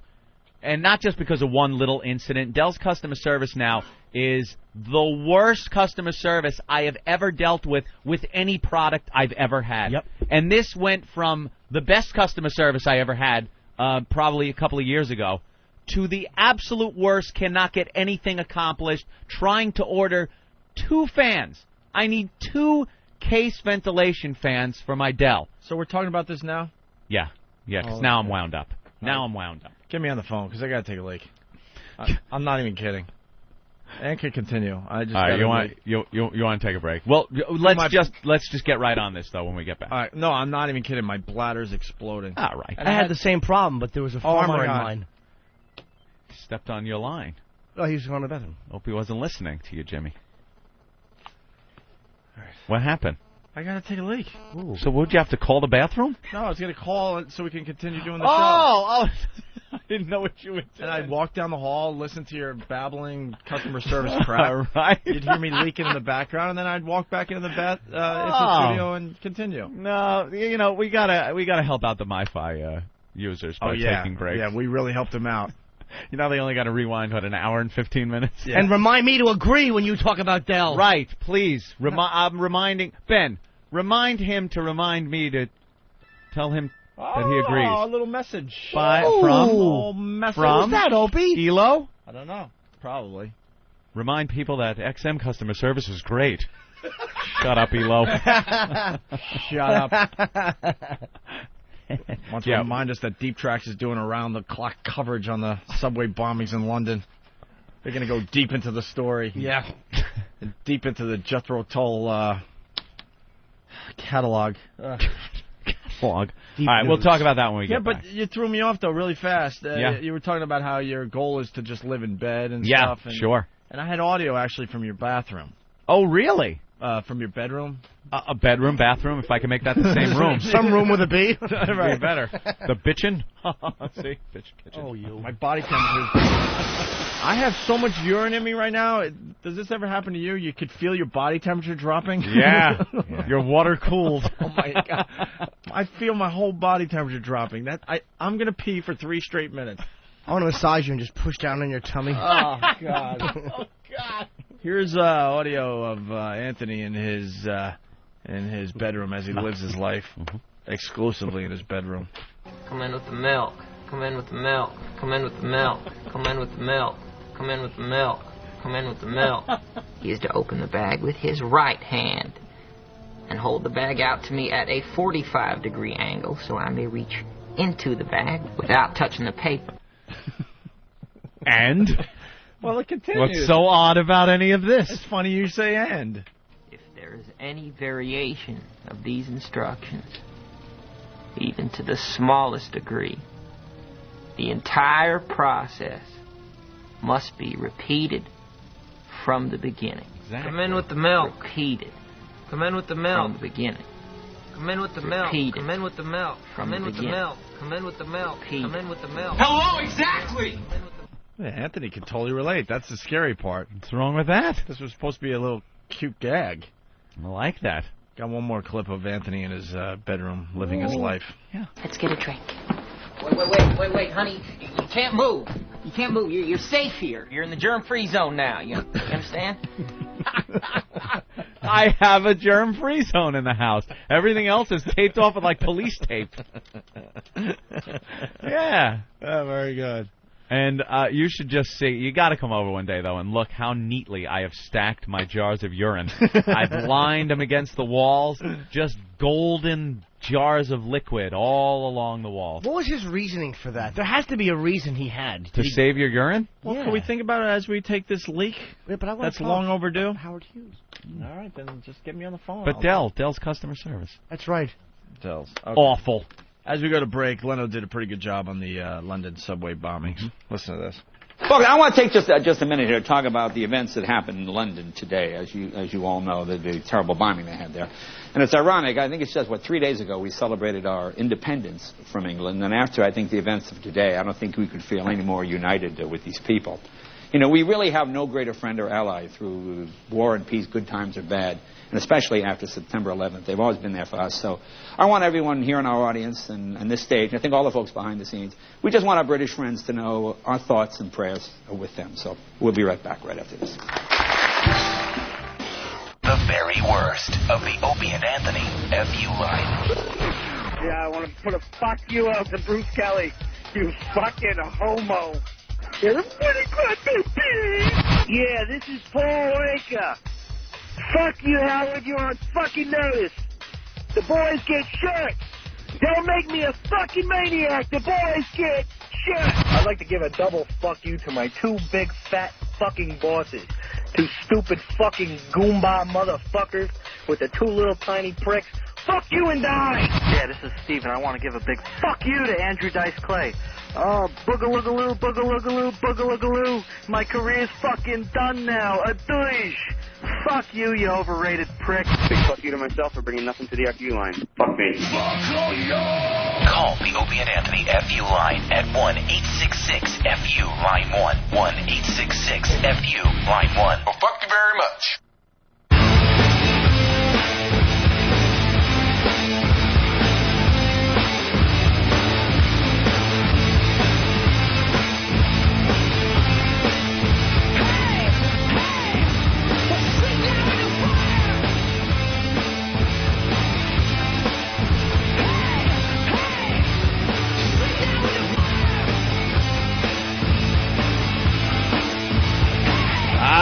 You're checking out the Opie and Anthony program. Oh, brother. Spread the virus, people. Spread the virus. Tell people that we're doing this fine radio program for XM Satellite Radio. What's wrong, Anthony? Hump X from Rhode Island. Ant, you're a fucking tool. You call yourself a hardcore gamer, and you're recommending Dell. If you have to recommend off-the-shelf systems, at least go with Falcon NW or Alienware, for fuck's sake. Dude, a lot of people don't have 13 Gs to spend on a computer, first of all. I could if I wanted to. I go through computers a lot. So I get Dell, and they work fine for gaming. What do you think? I'm getting the off-the-shelf fucking $600 model of Dell? I build it. I put in huge, great video cards, a shitload of RAM. Don't worry about it. My computer's fine. I have a problem with Dell's customer service. Not their computers. At least not yet. Who knows what the hell's going on over there now. Maybe their computers blow ass, too. Because their customer service stinks. They're doing what everybody is doing now, outsourcing. This is a huge problem in this country. I was just going to say, does anyone's customer service work? Is it? No. It's every customer service. Customer service sucks now. You end up on hold for hours on end when you try to make a phone call to any of these people. The menus take you on this, if I could say, wild goose chase. It's like a wild goose chase. And it used to be, but I guess they caught on to this. It used to be at any time during the menu you could hit that 0 and wait for the live person and get a real human being on the phone and say, here's my problem, here's the help I need. Maybe your menu didn't give the option that I needed, but not anymore.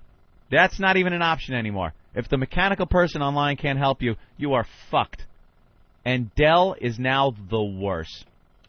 They sent all their customer service over to India, just like everyone else. Microsoft, a lot of the airlines customer service is based over there, a lot of tech stuff, all based over in India. They train these people. I saw a whole show on it, how they train these Indians to try to sound American. They try to give them this generic American accent so as to fool the people that are trying to call them.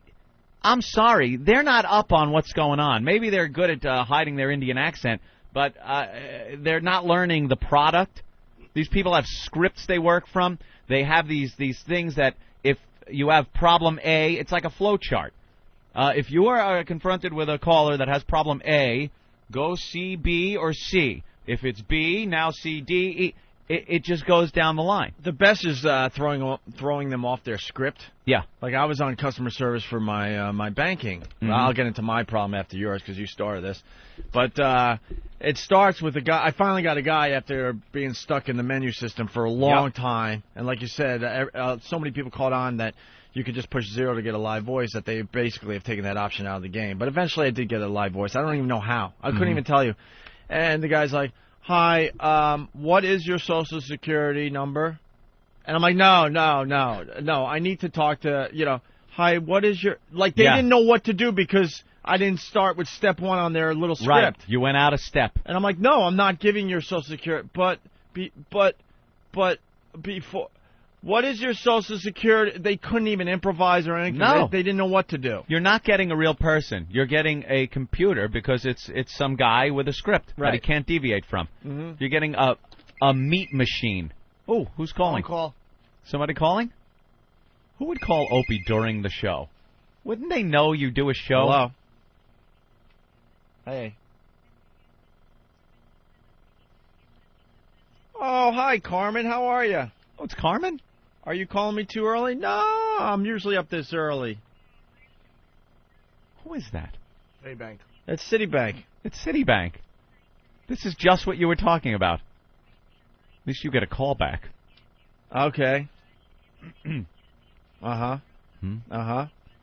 Uh-huh. Account number what? Okay. How many millions? What? Yeah, well, just send my checks. Ooh. I need my... make sure they send my checks. You ordered checks? I ordered checks 2 months ago. What address are they going to? Uh-oh. First time. What's your routing number? Little Pan Am stickers on them. Yes. Yes. Yeah. All right, thank you. Anything. Just call her. I'm right, sure she'd be thank easy you. to get in touch with, too, right, bye. after 50,000 menu Did they prompts. just hear my address over I the radio, didn't hear too? I didn't hear Jesus. It was, That's exactly... Yeah, I heard That's it. exactly... There's Pat Battle. That's exactly what we were talking about. That took 3 days to close an old account. 3 And days. it's finally done? You'll see. Supposedly. But go ahead. Yeah. Sorry, Anthony.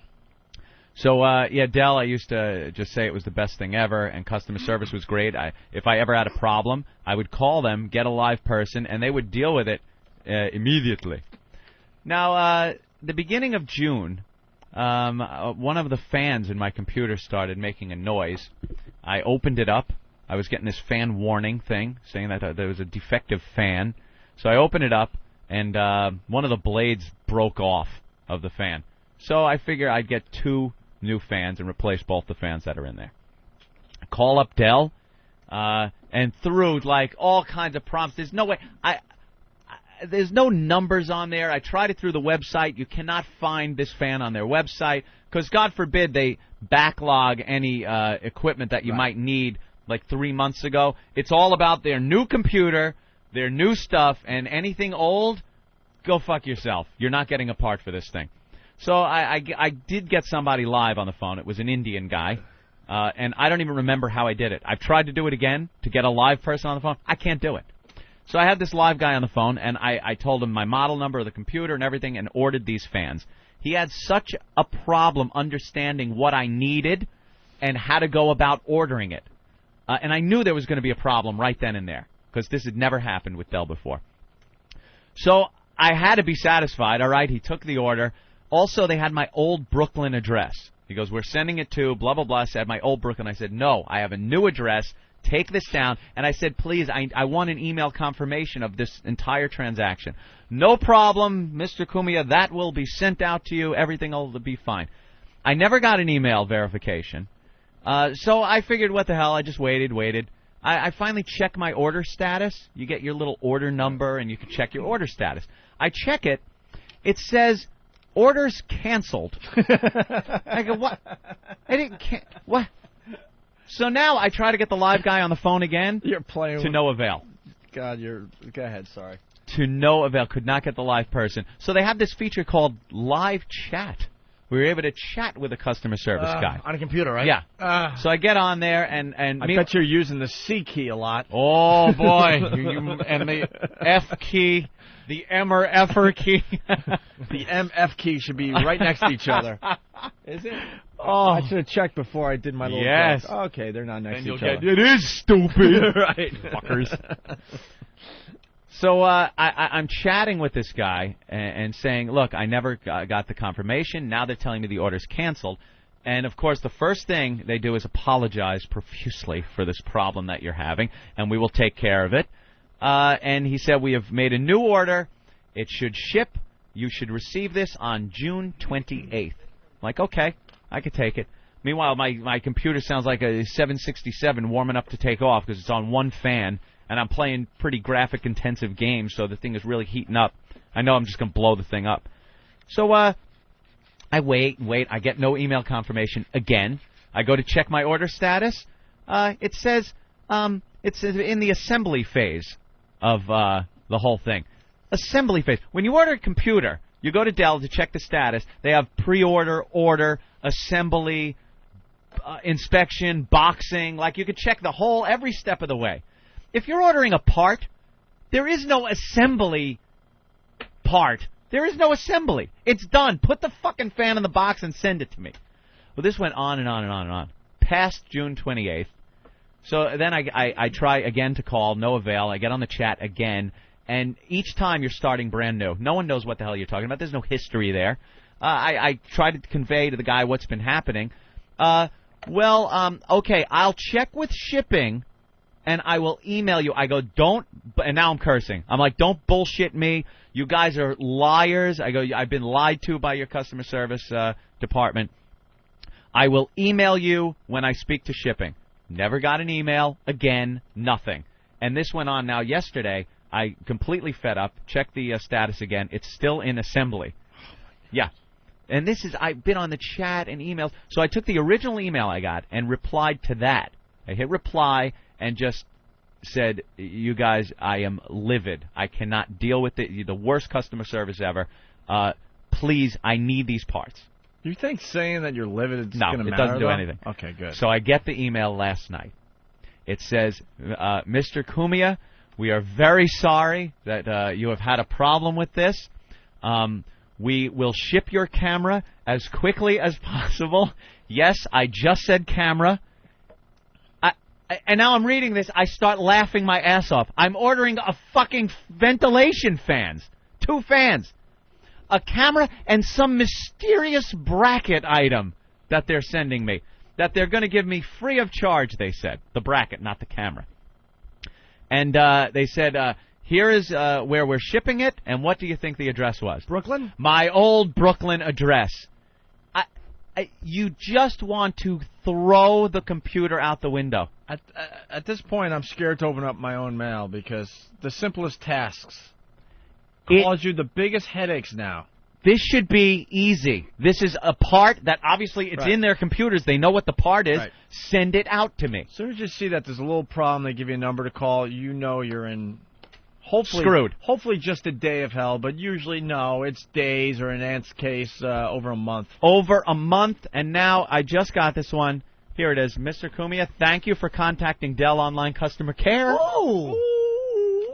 And now the first thing is exactly what I've gotten. I swear to you, this is probably my 8th email I've gotten from them that says, I sincerely apologize for any miscommunication on our part and for the inconvenience this matter has caused.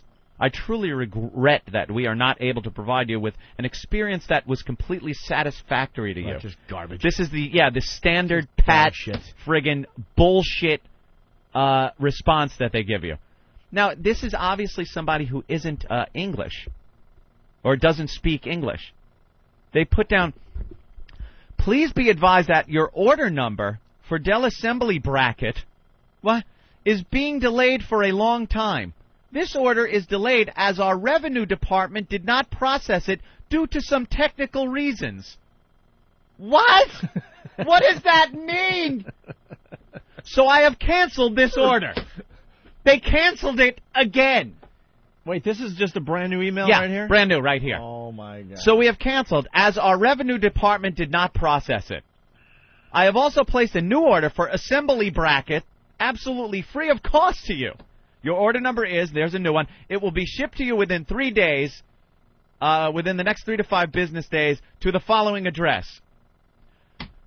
Shore Road, Brooklyn, New York.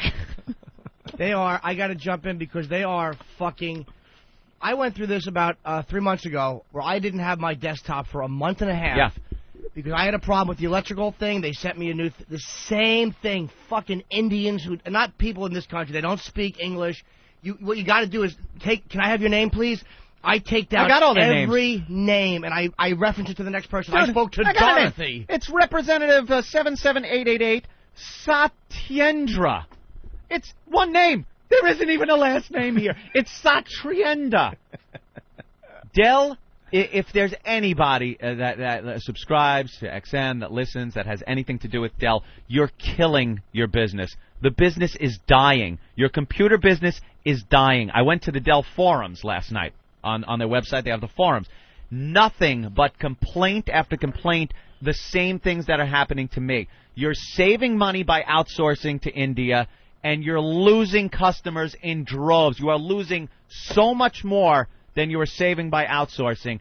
You're destroying your reputation and destroying your company. When that commercial for Dell comes on, where the guy is in bed and he's paranoid over customer service and when it's going to be available. And he goes, what about Christmas Day? And the guy is sitting there with the headphone on in the Dell offices going, we'll be here.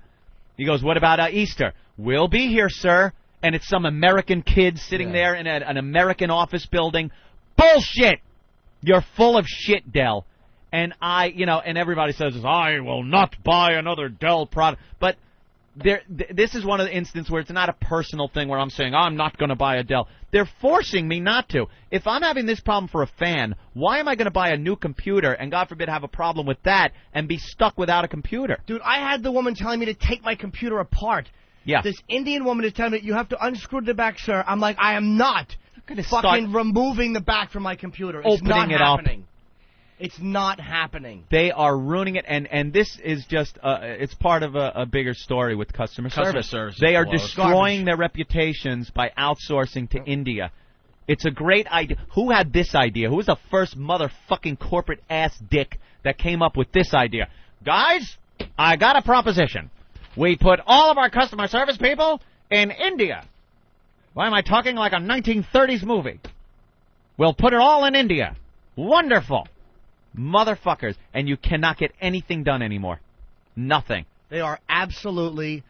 I had to go through XM, because XM has some kind of a deal with Dell or whatever. Oh, really? There's something going on with XM and Dell. The only reason something going on. It's a huge deal, actually. Okay, whatever it is. They do Elo's haircuts. Yes. Is that it? They send Indian people with Down syndrome. Well, you know something? You know something? It would be nice then if I had a nice Dell experience that I could then get on XM and tell people that it's a wonderful thing, but I'm not going to lie just because there's a relationship there. These people have fucked me. Basically, Dell has this thing with XM where every computer is set for XM radio, and the icon's right on the screen. Kevin Fairley got me a name of a guy I went through. American guy, a corporate guy who works in the Dell offices who actually helped me out. I think his name was Chad. Helped me out a lot. And then he actually called back to follow up. But their customer service is despicable. Great. And that works for you or me when I get a hold of that guy because give me his number. He's going to hear something from me. But what about the average Joe out there? Exactly. Jimmy, that doesn't have access to one of the real American executives. Despicable. Proof of poor customer service from Sarah Ross, Anthony. Dell complaints. I guess she read an article on how bad customer service is. Yeah. And she writes, I would have to say that article is correct. I'm a new Dell owner of probably 4 months and have already had to deal with Dell's supposedly superior customer service. Let's just say the experience I had, I was less than impressed with. I called Dell concerning a problem I was and still am having with my computer. At this time, my computer was only 3 months old. I had heard before about how bad Dell's customer service was, but I thought, how bad can it really be? Right. So I called, and I don't remember having too long a wait. When the lady came on the line, though, I would say that she definitely was just learning English. Yep. I could barely understand a word she was saying. It was the most frustrating conversation I had ever had in my life. She was unable to fix my problem and actually ended up getting me to take something of my... Wait a minute. She was unable to fix my problem and actually ended up getting me to take something of my computer, my antivirus system. There's a typo somewhere there. I guess, what? What? Huh? She had a problem? For what reason, I don't know. By the end of the conversation, I was nearly in tears because I was so frustrated at the fact that I couldn't understand her. So that is my experience with Dell, blah, blah, blah. It is such a frustrating thing because you're stuck.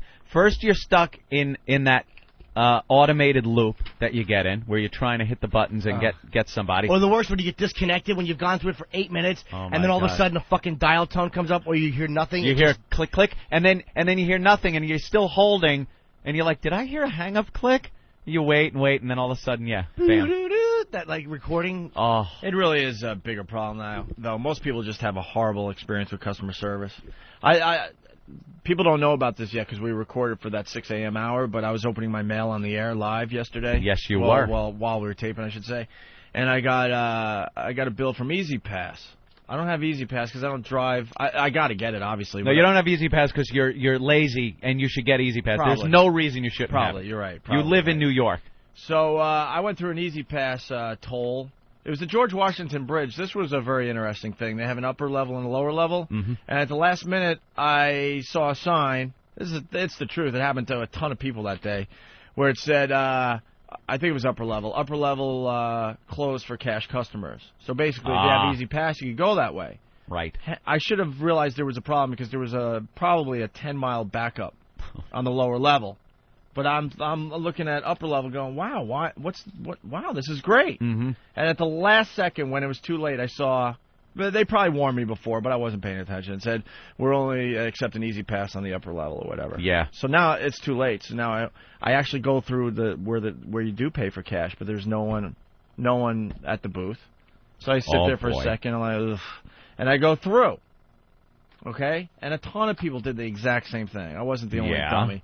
And then finally a cop, because everyone is kind of waiting at the cash lanes. It's like, why isn't anyone taking our cash? A cop on the loudspeaker, you should have read the signs! You should have read the signs! Basically want to say, tough shit, go through EZPass and get fined. Yep. So I went on my merry way there, and I finally opened the mail yesterday, as you heard. Yes, I saw. And, well, they got me for not paying the toll, obviously. And what's the toll for the GWB these days? $6, I guess. $6? So you had to send in $6, well, I would assume. I wish it was that easy. Oh, really? It's not that easy? So $6 toll? You didn't do anything extra? Why? Well, $6 toll plus $25 administrative fee. $25 administrative fee. So now it's up to $31. $31 to go across the GWB. But then you got to times that by 2 because I violated this situation twice. You went around again, and you drove through again? So now there's another problem. So then they show another violation that happens 6 seconds later. Wait, because they are timed. Yes. So it showed one violation. Yeah. And then another one 6 seconds after that. 6 seconds. Right there. You can see it for yourself. Same toll and everything. Oh, that's wonderful. I apologize to the EZPass people that I took my Learjet through the tolls. Wow. That's something. So now, 2 violations. Initial toll, $6. $25 administrative fee, so that's $31, and then again $6 and plus $25 administrative fee. $62. $62. That's an expensive little bridge crossing. And then it says make checks or money orders payable to blah blah blah. Yeah. And then of course customer service 1-800 go fuck yourself. So now I called 1-800 go fuck yourself and spent the next hour off and on trying to solve this problem, waiting on hold, finally going into the menu. The menu didn't help me, then being hung up on, just like everything we were just talking about. Finally get this lady on the phone. I'm like, I was charged twice. In 6 seconds. I was charged twice. And they're like, oh, that happens. Happens. There's a glitch in the system. I'm like, all right, here's my account number, whatever, you know. Mm-hmm. Can you just take off one of the charges? So let's just get that out of the way. Nah, can't do that. Why? It was your error. It's right. It's got to be on the screen in front of you. If you have the sheet in front of you and you're looking at it, right. She's got it in front of her on a computer terminal. She can't do that. You're gonna have to write in. You're gonna have to write a letter. No, I'm talking to you though. Right. I'm like, what do you mean write a letter? I'm actually talking to you. Just hit some keys. You could solve this. You could see for yourself it was your error and solve the fucking error. Yeah. No, you have to write a letter. And circle where they charge you twice with the time and everything and blah, blah, blah. Oh, my God. This is why our taxes are so high. I'm like, right. You're looking at the same screen I am. Well, you know, I got the paper form of this thing. Oh, man.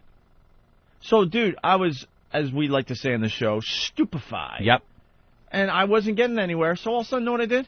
The frustration level was just growing inside me and I'm heating up. I just didn't say a word. You just stopped talking. I just stopped talking. For 30 or 40 seconds, my brain was just like short-circuiting. I didn't know what to do. And she's just waiting, and I hear her breathing. She wasn't talking either? I hear her breathing. Just uncomfortable silence? She's breathing, and I'm not talking, and all of a sudden she had to go 40 seconds later, because I guess they're not really allowed to hang up on you. No. And she just goes, hello? I'm like, yeah, I'm still here. I was just a defeated man. I'm still here. Yeah, come on. And then I was silent again. She was like, hello. And I'm like, yeah. Did you fix it? Right. Did you, during our silence together, did you work on that and fix it for me? And I'm like, well, I don't have a checking account because you just heard that. I don't have checks to my new account. And I don't feel like getting a stupid money order for a $6 toll because they are going to waive the administrative fee as long as it's 15 business days, but I have to write that in the letter. Of course you do. So I just hang up on her. Hang up. and I just rip the part down where you have to submit with your payment, and I just take a $5 bill, a $1 bill, circled, said, you sent cash. Fuck yeah. I said, charged me twice, and mailed it in. Dude, and let them deal with it. You're going to get, your form is going in the garbage. That $6 is going in someone's pocket, and you are fucked. Well, we'll see what happens. You might as well send it to KFC, because that's where it's going. Some fatso's having lunch on your dime. That's probably why you have to do the money orders and the checks, so they have a record, right? 5? Taping quarters to a box top? Dude, if I could have got away with it, I would have given them $6 worth of pennies. $6 in cash you sent, and you know that it's just, you know who works there. You know who opens those letters. Somebody who could really use the $6. So basically, though, some stupid thing that obviously I should have picked up on at the time, but I didn't, and a lot of people didn't, is now this thing. That should have been taken care of, though, on the phone. Right. You obviously could not have gone through the same toll within 6 seconds. They see it in front of her. Toll. At least that one should have been wiped out right there with her at the screen. They got a code and everything. It's the same code for the same. It's obviously their error. So this stupid little thing that should have been nothing is now it's a problem. That's what customer service is now. Stupid little thing, should be nothing, big problem. You know what the beauty of being on the radio is, and this is because I hate these people so when Dell, you want to bite somebody's face, is that we're on in 50 states. You figure there's a lot of people that buy computers. If you can just get 5 people in every state, 5 to not buy a Dell, I averaged it out. That's 250 people in the country, say, for a year. Yeah. How much is a computer? $800? Yeah, more than that, probably, some of them. But if it's $800 a computer, that's $200,000. There you go. It costs you, you shitheads. That's what you get. Yeah, because your stupid customer service cost-cutting measures. 5 people in every state. All right, let's calm down, because I like Dell. Dell has to get up to 46 for me to make some money back. Good luck. Oh, you got Dell I stuff? like Dell. Bye. Screw them, man. I've been buying Dells for years, man. Years. Every year, at least, I buy another Dell computer. And they're screwing me. And by the way, because I only spoke in code when the phone rang earlier, I'm just trying to close a joint account out, a joint checking account. 40 large in there? Nah, I lucked out, actually. A little overdrawing was going on, but besides that, that should have been... How long do you think it should take to close out an old To close account? a bank account? How about... Could you close this account? How long was that? 3 seconds? Dude, I'm up to 3 days already. 3 days. I'm up to 3 days. Something, like I said, these simple tasks that we all have to deal with are just becoming nightmares on a daily basis for everybody. It's like, it should have been one call, 3 days, had to wait for checks to clear, had to wait for activity at ATM machines, you have to wait 24 hours for that, and then finally yesterday when it was supposed to be all done, they go, we closed the wrong account. Oh, good. My new checking account that has my cash in it. Uh-oh. Is that the one? Now, what about the checks that went out on that account? Did you have any checks? Outstanding? I don't know. They'll probably bounce. Yeah, well, so they closed that account. I'm like, all right, well, no big deal, right? Well, yeah, it is. Now you got to wait 24 hours before you could have that checking account back. Oh, great. Thank you for the inconvenience. Right. Thank you. Something that should have taken 2 minutes is up to 3 days. You 3 days. Just want to... 3 days. Oh. And then I actually owe Club Soda Kenny money and stuff, and I got to write him a check, I haven't had checks. I ordered checks probably 2 months ago. I still don't have them. I finally called them, and they're like, oh, we forgot to check that box when you were in here. I just ordered checks, by the way, and my order was canceled. You know why? The address I gave was not the same address that my bank account has. I checked my bank account. It's the same address. I get a letter yesterday from my bank saying, well, we've changed your address. Here it is. And now it's got my new address. I've been at my new address for a year. And I've given my address to them. They've had it on file. I've written checks. I've used my card. I've put the address on. But for some reason, there is such shit going on out there. I don't know what happened. I think corporate America just got just lost their mind. They're trying so hard to save money. Dude, it happens around here. I mean, we're doing a dumb radio show. There was so much paperwork involved. We've talked about that as far as the show goes. But in general, it's like, well, to do this, have them fill out this form, and this, and then check this, and this. And if these aren't all checked, then he should fill out this form. They just have made and invented way too many forms where there's anywhere along the way something can happen that fucks up the whole thing. Up, and it does. Right.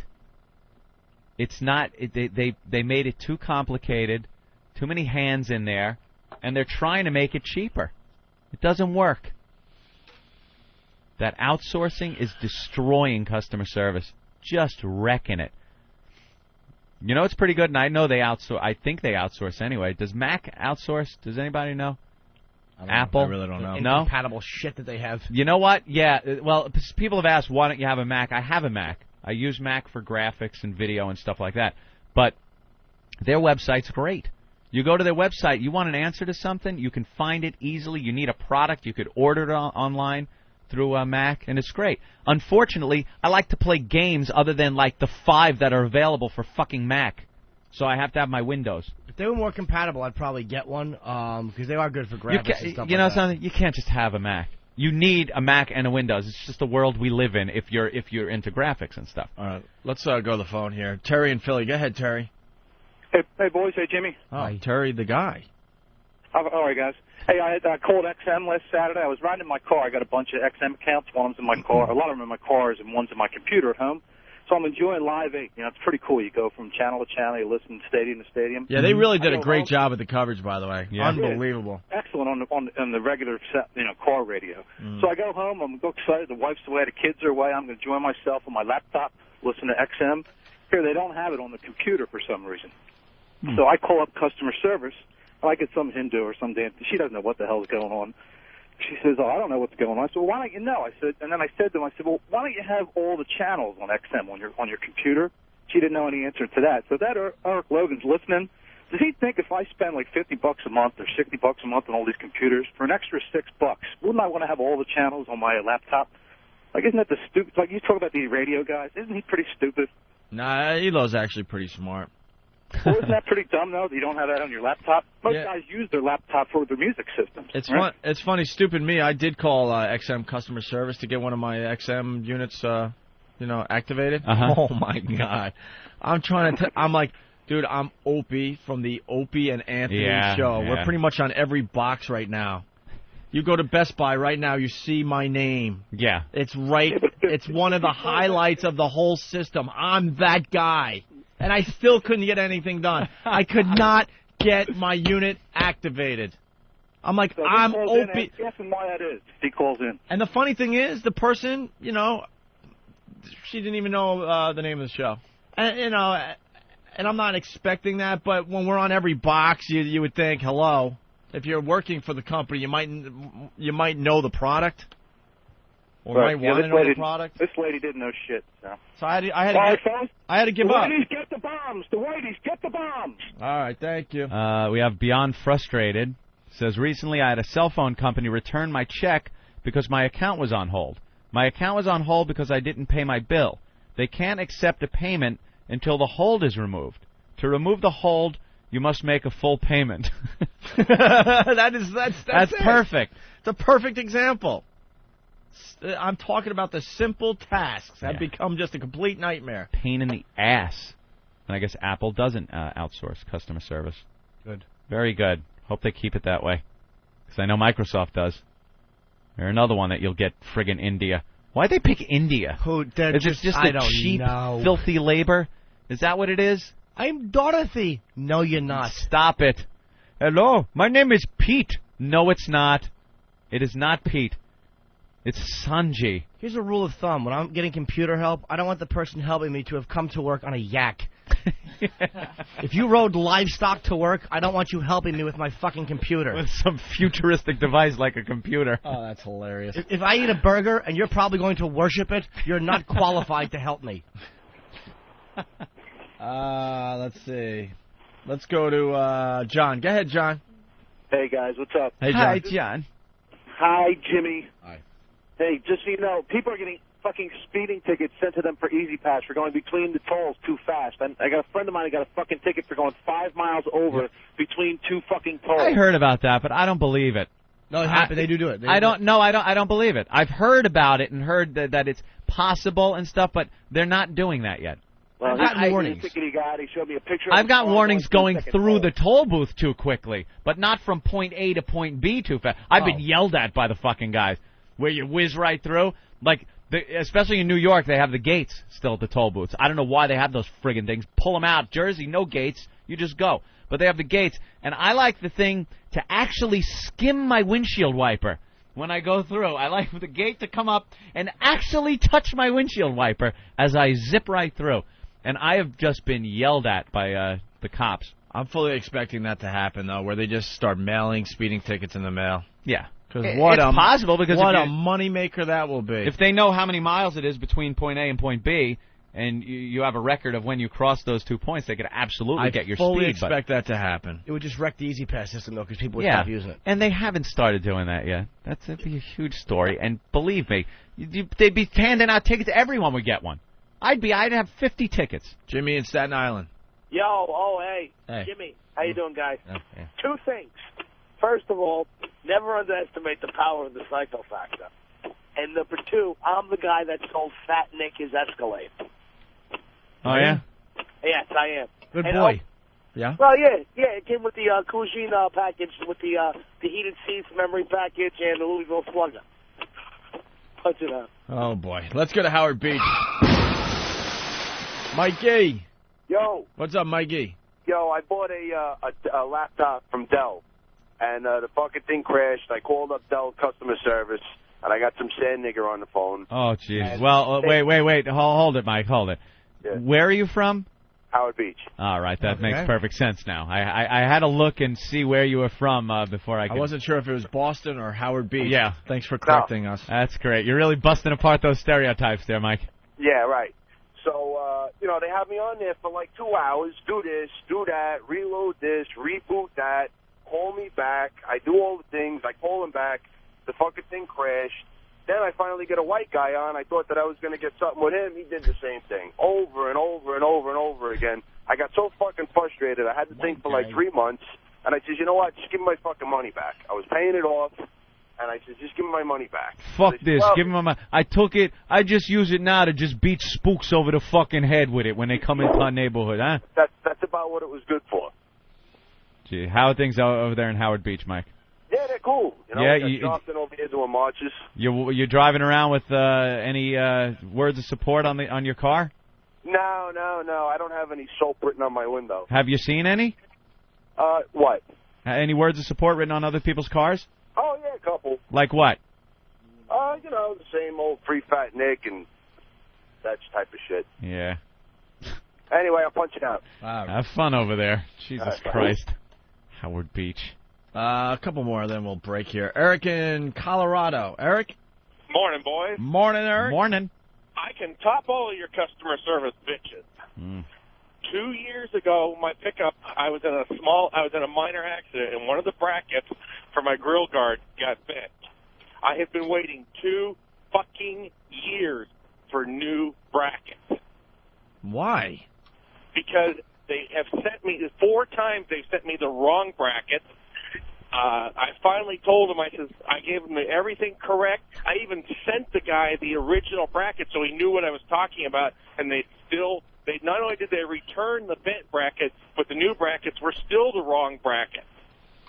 I finally had to take and go and have new brackets custom made. It cost me $1,000 to have 4 brackets custom made. I only paid $300 for the grill guard to begin with.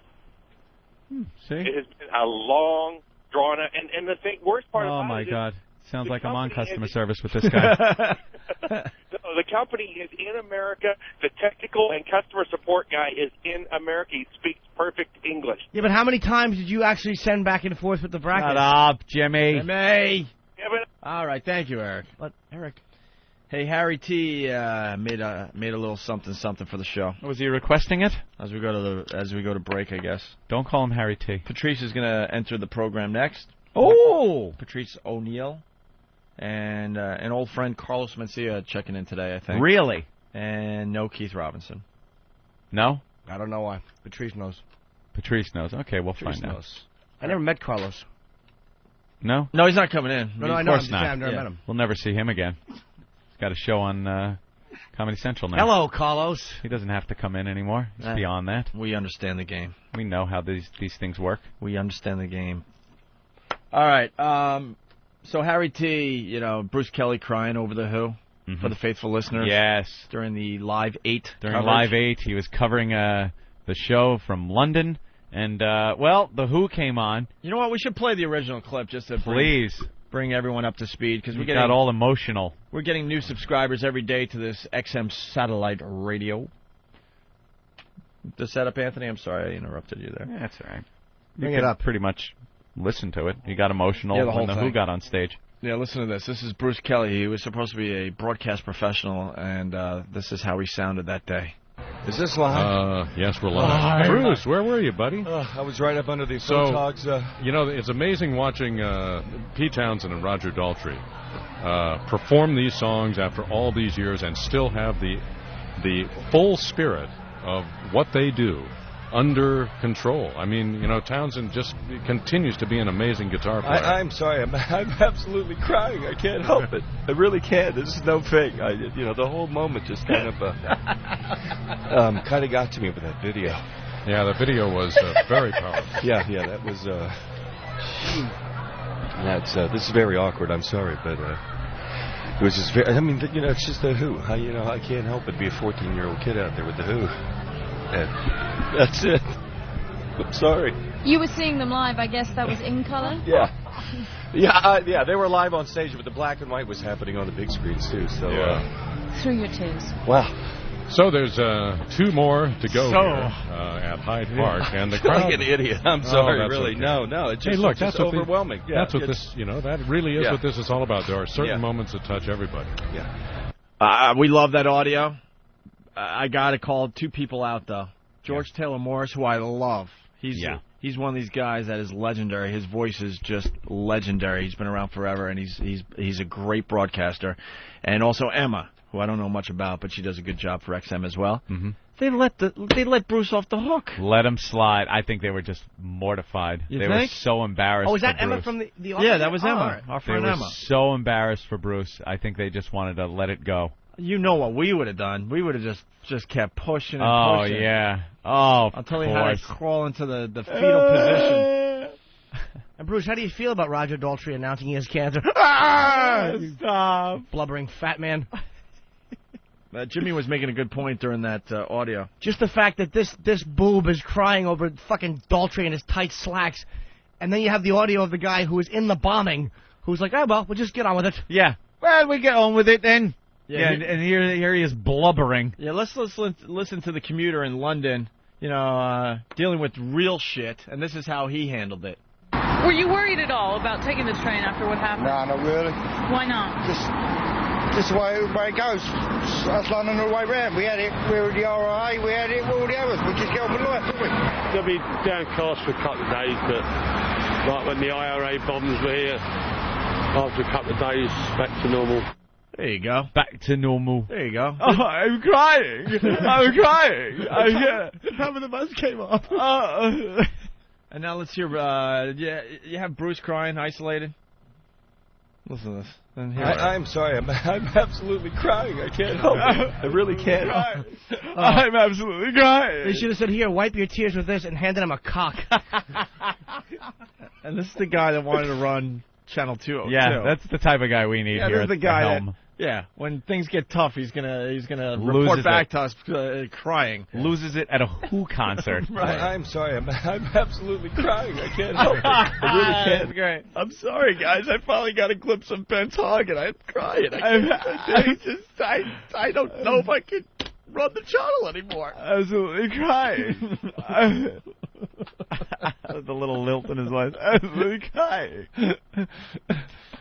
And the crowd. Like an idiot. I'm sorry, really. Okay. No. It's just, that's overwhelming. Overwhelming. Yeah. Overwhelming. Yeah. Who? Being 51 and seeing a rock band. What's overwhelming about that? What is overwhelming? I'm sorry. I'm absolutely crying. I can't help it. I really can't. I would react that way if Kiss brought me on stage and hugged me in front of the audience.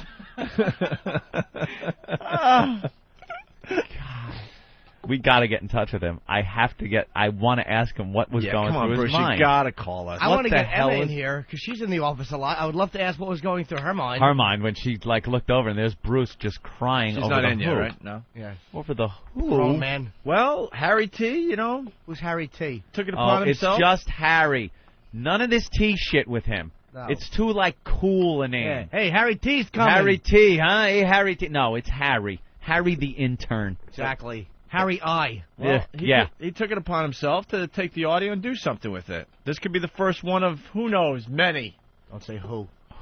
I'm absolutely crying.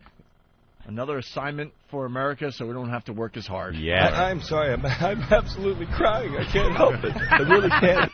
When you just hear the isolated, it's even better, man. Oh, is that great? Just keep playing it over. I'm sorry. I'm absolutely crying. I can't help it. I really can't.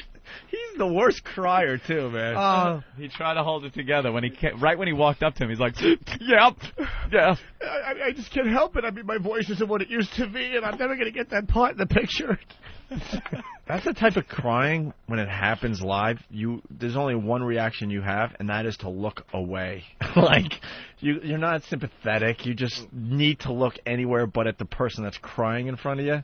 You know what I mean? Oh, it's horrible. Yeah, let me hear that again. I'm sorry. I'm absolutely crying. I can't help it. I really can't. I'm sorry. What's the matter with you? Someone make montage of Kelly's sisters. I have no idea. Oh, Bruce Kelly and Bob Kelly. Those fucking blubbering idiots. God. Good Oh, point. Jesus. wow. Very good. I'm sorry. Kelly's Jesus. sisters. Derek, That's go funny. ahead. Yeah, the sister thing threw me off. Go ahead, Derek. I'm sorry. Oh, yeah, I just want to know when someone's going to put together a little montage about the two Kelly sisters crying. Hold my hand. Bob and Bruce. Hold my hand. Oh, that's great. That last name. There's something with that last name. It just makes you a fucking sissy. Yeah. Yeah, a couple of fags. God, very good. That's the obvious that we didn't even think of. I see the wheels turning in the other room there. Is that what you see? I just see three guys standing there doing nothing.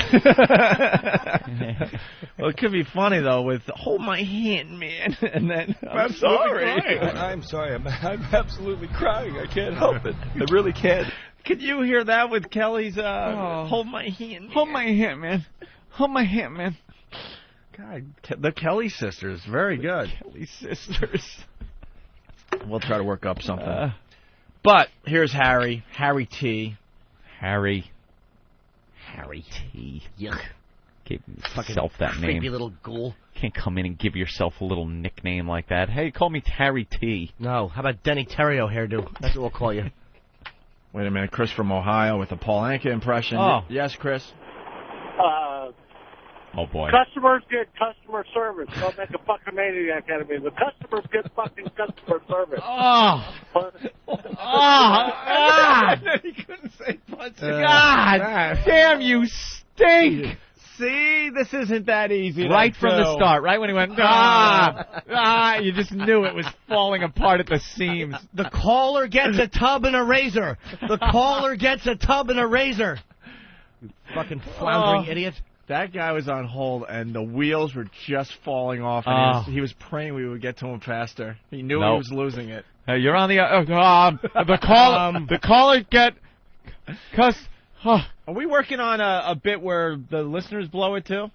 Yeah, that's a good one. That's a real good one. That the happens. ones that I want to hear a montage of listeners just panicking. Where they fall apart. Which way did he go? All right, so here's Harry's Bruce Kelly crying thing that he put together. Is this live? Yes, we're live. Bruce, where were you, buddy? I was right up under these photogs. Bruce Kelly is a complete tool. I'm sorry. I'm absolutely crying. I can't help it. I really can't. This is no fake. The whole moment just kind of got to me. Fucking crybaby. It was just very, it's just the Who. I can't help but be a 14-year-old kid out there with the Who. And that's it. You can't cry. There's no crying in satellite radio. Sorry. Oh. It's very awkward. I'm sorry, but I'm sorry. As a man, that is so tough to listen to. I can't help but be a 14-year-old kid out there with the Who. That's it. Sorry. Fucking crybaby. I'd be crying if I had to watch the Who too, but for different reasons. I'm sorry. I'm sorry. Sorry. I'm sorry. Because you're a faggot, all right? Hi, this is Jay Moore. Hey, this is Chris Jericho. This is Bernie Getz. This is definitely Flavor Flav on your radio. This is Bill Burr, the redheaded white boy from Chappelle's Show. This is Lois Griffin from Family Guy. Hey, this is adult film star and former gubernatorial candidate Mary Carey. This is Jeffrey Ross. Hey, this is Terry Jones here of Monty Python. Hey, what up, y'all? This is Tracy Morgan, a.k.a. Brian Fellows. Hey, this is The Game, Triple H. This is your big baby girl, Patrice O'Neal. How are you, sweetie? Hey, it's Colin Quinn. This is Sunset Thomas. Hey, this is Seth Green. Hey, this is Rich Voss from Last Comic Standing, Season 1 and Season 3. Hey, this is Tommy Chong. Hey, this is Larry the Cable Guy. Hey, this is Ozzy Osbourne. And you're listening to Opie and Anthony. Said you're smart. You're not dumb, like people think.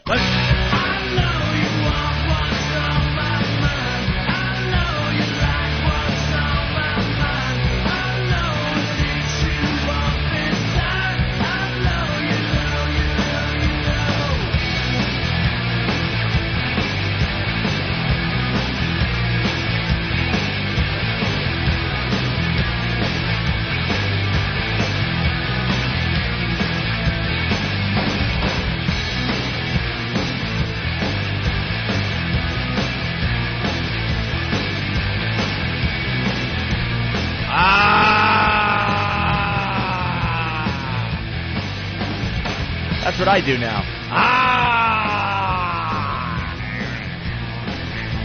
Why say the same crap coming back from break? Really? People have heard it? From now on, I just want to go, and then I go to the phone. Mr. Motherfucker from whackbag.com. Yeah, get Patrice in. Yeah, just wondering, do you think Bruce Kelly's going to be in a sequel to Vulgar? Yeah. You know, someone handed me Vulgar Drops, actually. What a disturbing movie One of that the most was. disturbing movies ever. I think it's hysterical. Clown. Yeah, I thought you said the clown was gets gonna be raped. pretty. Some guy gets raped by a man and his sons. Man and his sons, like a Just clown. like a clown. A clown that's just trying to get by. Dante from Clerks. Yeah, make a little money. But no, he runs into these freaks that rape him. This father and his two sons. In what, a motel or something? Yeah, it's supposed to be so creepy. It's supposed to be like a bachelor party goof or something. And he shows up and they shut the door and just drug him and rape him. There's sometimes you watch movies and you look at the actor and go, he's not acting. Yeah. He has some experience in this. You know? Yeah. Like the father in that movie? Come on, he's acting he's all that? A little into it. All right, thanks, bro. Yeah, no problem. Some audio from Vulgar. Listen to this. Bye, fuckface. Kept calling him that. Oh, they're short. Hold on, let me do That was short. Let me do it this way. I'll do it this way then. Bye, fuckface. Wait, that was short. Hello, fuckface. Mm-hmm. Remember he was leaving messages? Yes. Blackmail. Who the fuck you think you're talking to, party boy? I'll show them the goddamn tape. I'll bury you, fuckface. Yeah, he videotaped it. Because you have no other choice, Mr. Fuckface. Stop calling me that! Oh, that's real tough. Stop calling me that. Wow, what are you going to do? The guy's got a tape of you taking it up the ass from him and his sons. fucking savages. And this is all you can say? Because you have no other choice, Mr. Fuckface. Stop calling me that! Not even supposed to be here today. What's up, Patrice? Patrice. What's up, everybody? How you doing? What's going on? You feeling safe today? What do you mean? From the Dirty Arabs? Yeah. Yeah. What are you gonna do, man? Yeah, nothing. What are you gonna do? You're gonna can't control them unless you violate somebody's civil rights. Yeah, well, yeah. I think we got to start doing some of that, though. Live with them. I love racism. I want white people to be racist against me so I can be racist against everybody else. I don't want to stop it. We were talking about that earlier, though. The whole white-black thing, black-white thing, however you want to say it, it's been knocked down again. Well, now we're all friends again. Well, not really, because I was listening to you guys complain about electronics, and that's just something niggas just don't do, is sit around and go, customer service. I bought a light bulb that said 10 years. It only lasted 8.6, so I called you bunch of dicks. I couldn't believe y'all was in there talking about your computers with that much passion. Well, if you guys have a problem, you just steal a new one. That's what I'm saying. That's why I don't buy the warranty. I just going to buy a new computer because black people already know what's going on with this. Are people still buying those warranties? That is, white people. That is funny, though, man. He just, all of a sudden, he completely made me feel like a stupid whitey. Oh, my God. Because I'm in there, and I know he's looking in the window, and my arms are flailing. I'm like, I can't get him on the phone line. Customer service, damn it, my arms are flailing. I'm just looking at you going, is Anthony getting crazy over Dell computer? And let me tell you another thing, man. India, you call it laziness, but black people call it healthy paranoia. We do not believe in anything is going to be right. No. So it's like... So you just expect it. Oh, white entitlement is hilarious to listen to. And then check this out. And the EZPass.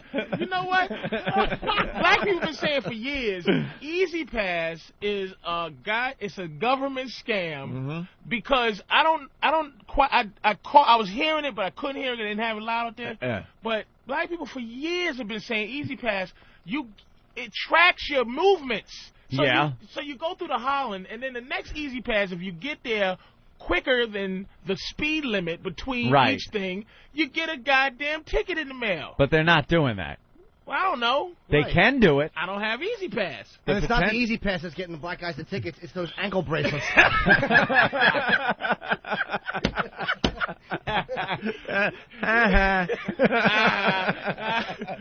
Good. See, I don't want to take that away from Norton, so I can look at an Arab funny every day. Right. I want Norton to be able to say ankle bracelet jokes, so I can look at that. Because the racism's there, so you might as well be able to have a little fun with it too, with the Arabs. And I want to see if a black girl's missing in Aruba. What's going to happen? We admitted that. We admitted that one. I don't know how many times I've pointed out the fact that when a little white girl goes missing, they put out the Amber Alerts, and it's insane. People go crazy. The pictures all over the paper. And you barely ever hear a poor little black girl that's been kidnapped, 8 years old or something like that. Oh, that little niglet runaway. Little niglet ran away. God damn it. There was a great... You're right. No one really seems to care There as was much. a great black-white story. Remember the grandma that was giving birth, the oldest woman to give birth? Yeah. She was 60-something. And then the following day, they found a black lady. Same fucking thing. She got maybe a mention. Oh, and the other lady, old slave hoe. Old slave hoe still popping out them babies. And the white grandma, she was on every morning news program. Oh my goodness, her white uterus is still working. It's beautiful, you motherfucker. And then there was a black grandma, and this is all you heard. Yeah, what? Nothing. Black granny?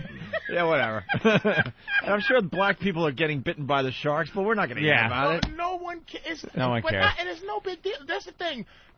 I don't even get into this whole thing. I don't care anymore. Yeah. The world is so effed up right now where you go, who cares? Just like F1 fighters finding this little white girl. You know she's not dead. She's somewhere else. How did those three idiots do what they did and then hide her in secret caves, places that the Aruban people don't even know about? It's a pretty small island. Stop. Yeah. Stop. You know what I mean? Give me a break with that. You think she's alive somewhere? She's somewhere, but she's fucking. Do you think she's down down now? She got a taste of some dreadlock balls and she can't stop. She can't stop herself. There were actually two black guys that went down to one of the islands and got murdered down there, and you barely heard anything about it. Barely? And it wasn't, barely nothing? You didn't hear anything? Nothing about it. News to me. Two guys, went down there, and you got murdered, and you really didn't hear anything about it. What's your take on the Howard Beach thing? Look, man. We've been talking about that story for a little over a week now. I mean, for the rest of the country, basically, a few brothers were in a... 3 black guys wandered into Howard Beach looking to steal a car, and a white guy driving around in his Escalade kind of got in some kind of a eyeball altercation. This guy, Fat Nick, got a couple of his buddies and a baseball bat, went after him, got one of the guys, beat him over the head, put him in the hospital with a fractured skull, and now he's up on hate crime charges. Let me ask white people this. Let me ask you this. I think you, by the way, are going to be surprised the angle we took on the Howard Beach thing. Do you get embarrassed when you think it's getting better? Do white people go, I think it's in your white world, do you go, things are getting so much better? No. And then you hear this, you go, oh my God, I thought everything was... But everything was good. I didn't think niggas were getting beat with bats anymore. This is not... No, it's like not a surprise. I'm not delusional. I know shit ain't getting any better than it was. People's feelings haven't changed. Laws have been put in place that make it harder to be racist. That's all. That's what it is. It's legislated. It's not. Yeah, it's legislated. Like that's making racism go away. No, there's still black guys that hate white guys. There's still white guys that hate black guys. But I think it's something we do. I think it's something we like to do. You know what I'm saying? It's basic animal nature. People enjoy, like animals, people enjoy hanging out with their own people more than they do other people's people.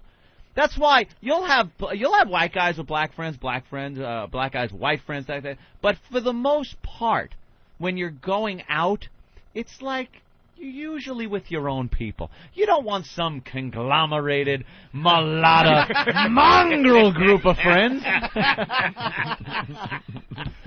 Both races will be destroyed in such a movement. I guess that's true, because I consider myself a friend with Opie, and anytime I try to hug him, you should just look at the face. It's fear, I don't like hugging. Why not? Fear. First of all, you could squash me. I'm gentle when I come He's up a big, gentle bear of a hug. You know what? And Opie, you know how Opie's great? He doesn't even hide, like, how uncomfortable he is. His whole face mushes in, like, are you ready to goddamn hug me, motherfucker? I hate hugging big guys just because, and I don't care what friggin' color you are, just for the fact that I come out as the bitch in the relationship, and there are times I put my foot up, like I'm hugging, and my foot goes up, and I'm like, I am a little bitch in this relationship. I make friends with the fake black people. Why? What's fake black people? They're fake black people. Like Earl? Earl's totally a fake black. You think you're hanging with one of these ghetto brothers, and you realize he's just as white as us. He's just safe. He's just you want to feel like, hey, look at me hanging with the ghetto bros. You want Sinbad, not 50. And then as soon as Earl and I are walking down the street, and a real brother is coming the other way, he's just as scared. he's just. I remember this kid in high school. In other words, Drew Boogie. I remember this kid in high school. He was the black kid. I played basketball, so... and this one black kid on our team he acted like he was... One black kid on your basketball team? No, we had, I mean... Oh, okay, this particular... Yeah. Right. It's a little town called Paradise. Come on, it was Green Lawn. It must have been at least 2. This guy had everything going that the ghetto had going. He had the styles, the movement, the talk. He would walk those halls, and quite frankly, most of us were like, a little intimidated by the guy. He had it. It looked like he had it, right? So we go and play, I think it was Amityville, which is, you want to talk about... oh, yeah. A black neighborhood. It's the real deal. Amityville, okay? Where the house is. Amityville, New York, seriously is a black. That's South Amityville, though. That's kind of nice area. Beach houses. We're talking North Amityville. In order to get through the Amityville horror, you have to go through North Amityville. Okay. Which is much more of a horror show. Oh my goodness. Whoa. But so this kid, lock your doors. So you get the idea. This guy, had this image like he was a badass motherfucker from the ghetto, right? Right. So we go to Amityville to play these guys, and then first of all, there's a curfew in the town back in the day, right? And we had armed guards that got us armed. I swear to God, really. A police officer, whatever. Okay, that's not. This is all not surprise. No, not a surprise. Because our basketball team was mostly white. Yes, right. There was maybe 2 or 3 brothers on the team. So we had guys that escorted us from the bus to the locker room to the bench where we played, and they were behind us. And it was. I'm not gonna lie. It was a scary, scary scene when you're not used to this type of thing. And this guy that was supposed to be the badass guy from the ghetto was just as scared as us. And that's when I realized there's black guys and there's fake black guys. Amityville high school guys were in their 30s. I'm in the Oh, middle. yeah, they all had full beards and dunking over us. The game was over after the first quarter, but we still had to play 3 more quarters. It was just, what a nightmare. I didn't become And that friends. kid was on the bench just as scared, getting a little closer to us. I'm like, man, you've been a phony all these years. Well, he's not a phone. It's just there's levels to it, man. It's like I grew up in one of the toughest parts of that, but I was always I was a clown, man. I was a chubby clown, but I knew how to play basketball and I was funny. So the dudes that were gangsters didn't mess with me, you know what I mean? But I know I'm comfortable around that because I know how to get around, but I'm not that. I'm not, you know. But I didn't have white friends until I started doing comedy. Like, being funny keeps you out of a lot of shit. It does, man. Really does help out in school. You don't get beat. You know, there's those little cliques that go around, you know, the jocks and all that bullshit in high school and stuff. And I was pretty much on good terms with all of them. Because you know, you was funny. And if you picked on the right, like if you wasn't a bully with your funniness, like I went after everybody, you know what I mean? Like Norton goes after everybody, you know. And I know Norton probably took a slap back in the day. No, I didn't get beat up much because shut up. I didn't. Leave him alone. All right, I would run. But just interrupt me for 1 second. I used to wear Kangos, you know, because I was in that awful phase. And I was going to get a drink of water, and this tough black kid from like a real awful neighborhood who had moved in, cut in front of me, and just kind of moved me. And I was like, all right, go ahead. Like I was all right, go ahead. Like, yeah, you're giving him permission. Two gangsters getting a little water. Go ahead, homeboy. I know you thirsty.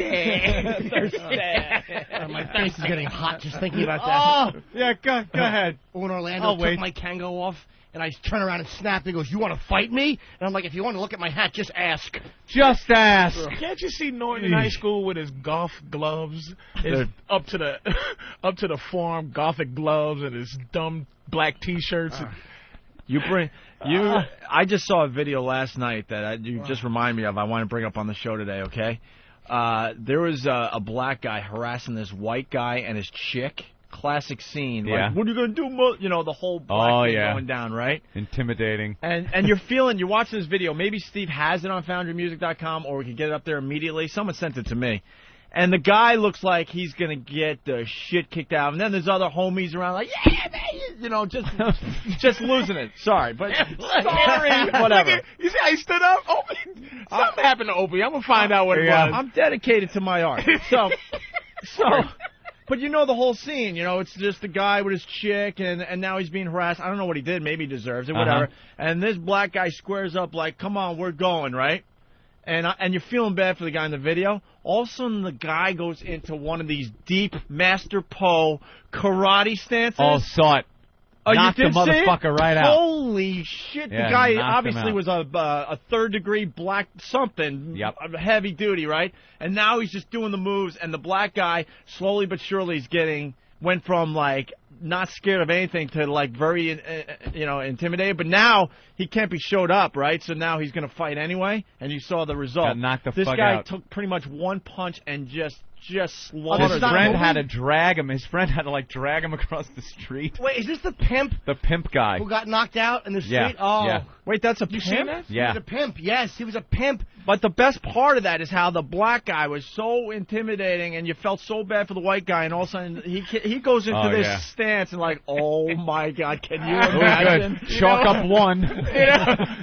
I can't wait till all the... You got the video? I can't wait till all the white guys get confidence from the story. Yeah.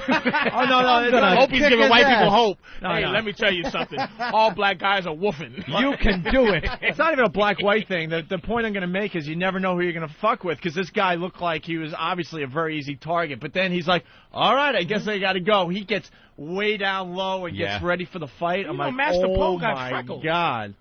Yeah. Master Po guy has freckles, you know what I mean? And you just don't know he could just break all your limbs, you know what I mean? Yeah, he'll kick your ass. He'll use like a broom handle. You can see he's a kook, though. When you look at his eyes, they're kind of like looking through you. You can kind of see he's a problem. He's a fucking sociopath on some level. You know, he's the type of person that bites 8 peoples in a Wendy's and just doesn't remember it. Maybe you can say people instead of peoples. Steve's getting the video, and he'll put it up on OpieAnthony.com can we see for the it, weekend. Steve? Where is it? Pot it up. Mm-hmm.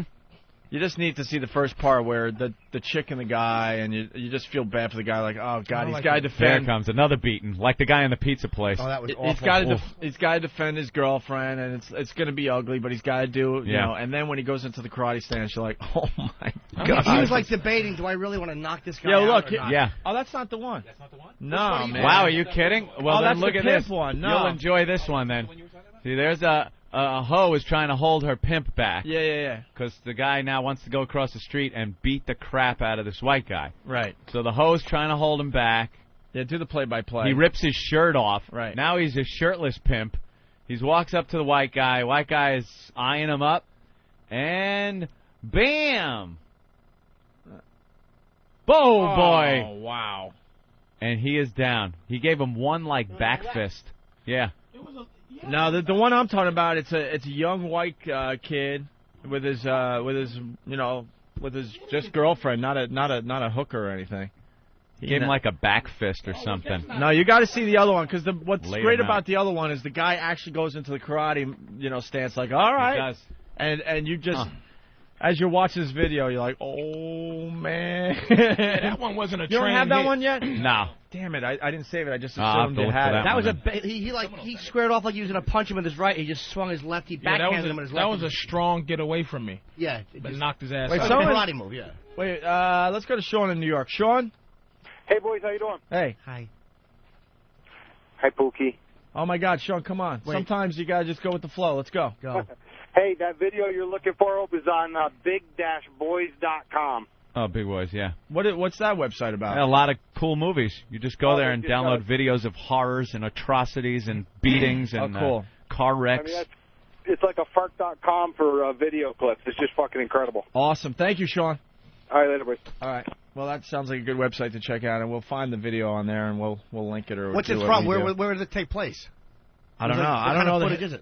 I don't know the history of it. The guy was just kind of walking with his girlfriend, and all of a sudden the black guy, for whatever reason, is harassing him, and then they square off. That's where I get all my fun videos, like the black guy in the pizza parlor that beat up the white guy, and the kid riding in the back of the what was he doing? He was opening the back car door. He was in the car. He's opening the back door and hitting people on their bicycles with it. So he goes to do it one time, and the driver kind of swerves. He hangs out the door. He falls out. He's trying to hold on to the door and hits his head on a parked car bumper. It's phenomenal footage. Fantastic. Better than the Zapruder film. Fantastic. Jeez. That's on Ogrish. You can go to Ogrish and get that, and it's probably on. I don't want to go to Ogrish. Nah. That's Do a you little too find much. that you when you're getting older, man, that you can't watch? I cannot. Oh, yeah. I used to be able to watch a behating. No, I can't watch that like, shit anymore. Crossing my legs, eating. Nope. Nope. Can't raw watch meat. the beheadings. No. Can't watch them. It's just I think you get closer to God when you just get older for some reason. It's too much to watch. Is. I can't watch somebody in that much agony. I just can't do it. Can't do it. Did you see the WWF last or WWE What? No. last night? Oh, the dude in the beginning, because of the London thing. They go due to tonight's due to the London tragedy in London. Tonight's episode of Raw is going to be, or tonight's episode of SmackDown is going to be parental guidance, right? So they have a character like a terrorist character. Oh, Jesus. Muhammad, whatever. Of course. So he's fighting the Undertaker. So he has this lackey guy who always kind of talks for him. He's going, so they made him fight the Undertaker. So the Undertaker beats him up in 7 seconds. So the guy says to his friend before he goes out, he goes, look, if you do this, you will be rewarded by Allah, right? So after the Undertaker beat him up, the dude gets on his knees and starts praying, right?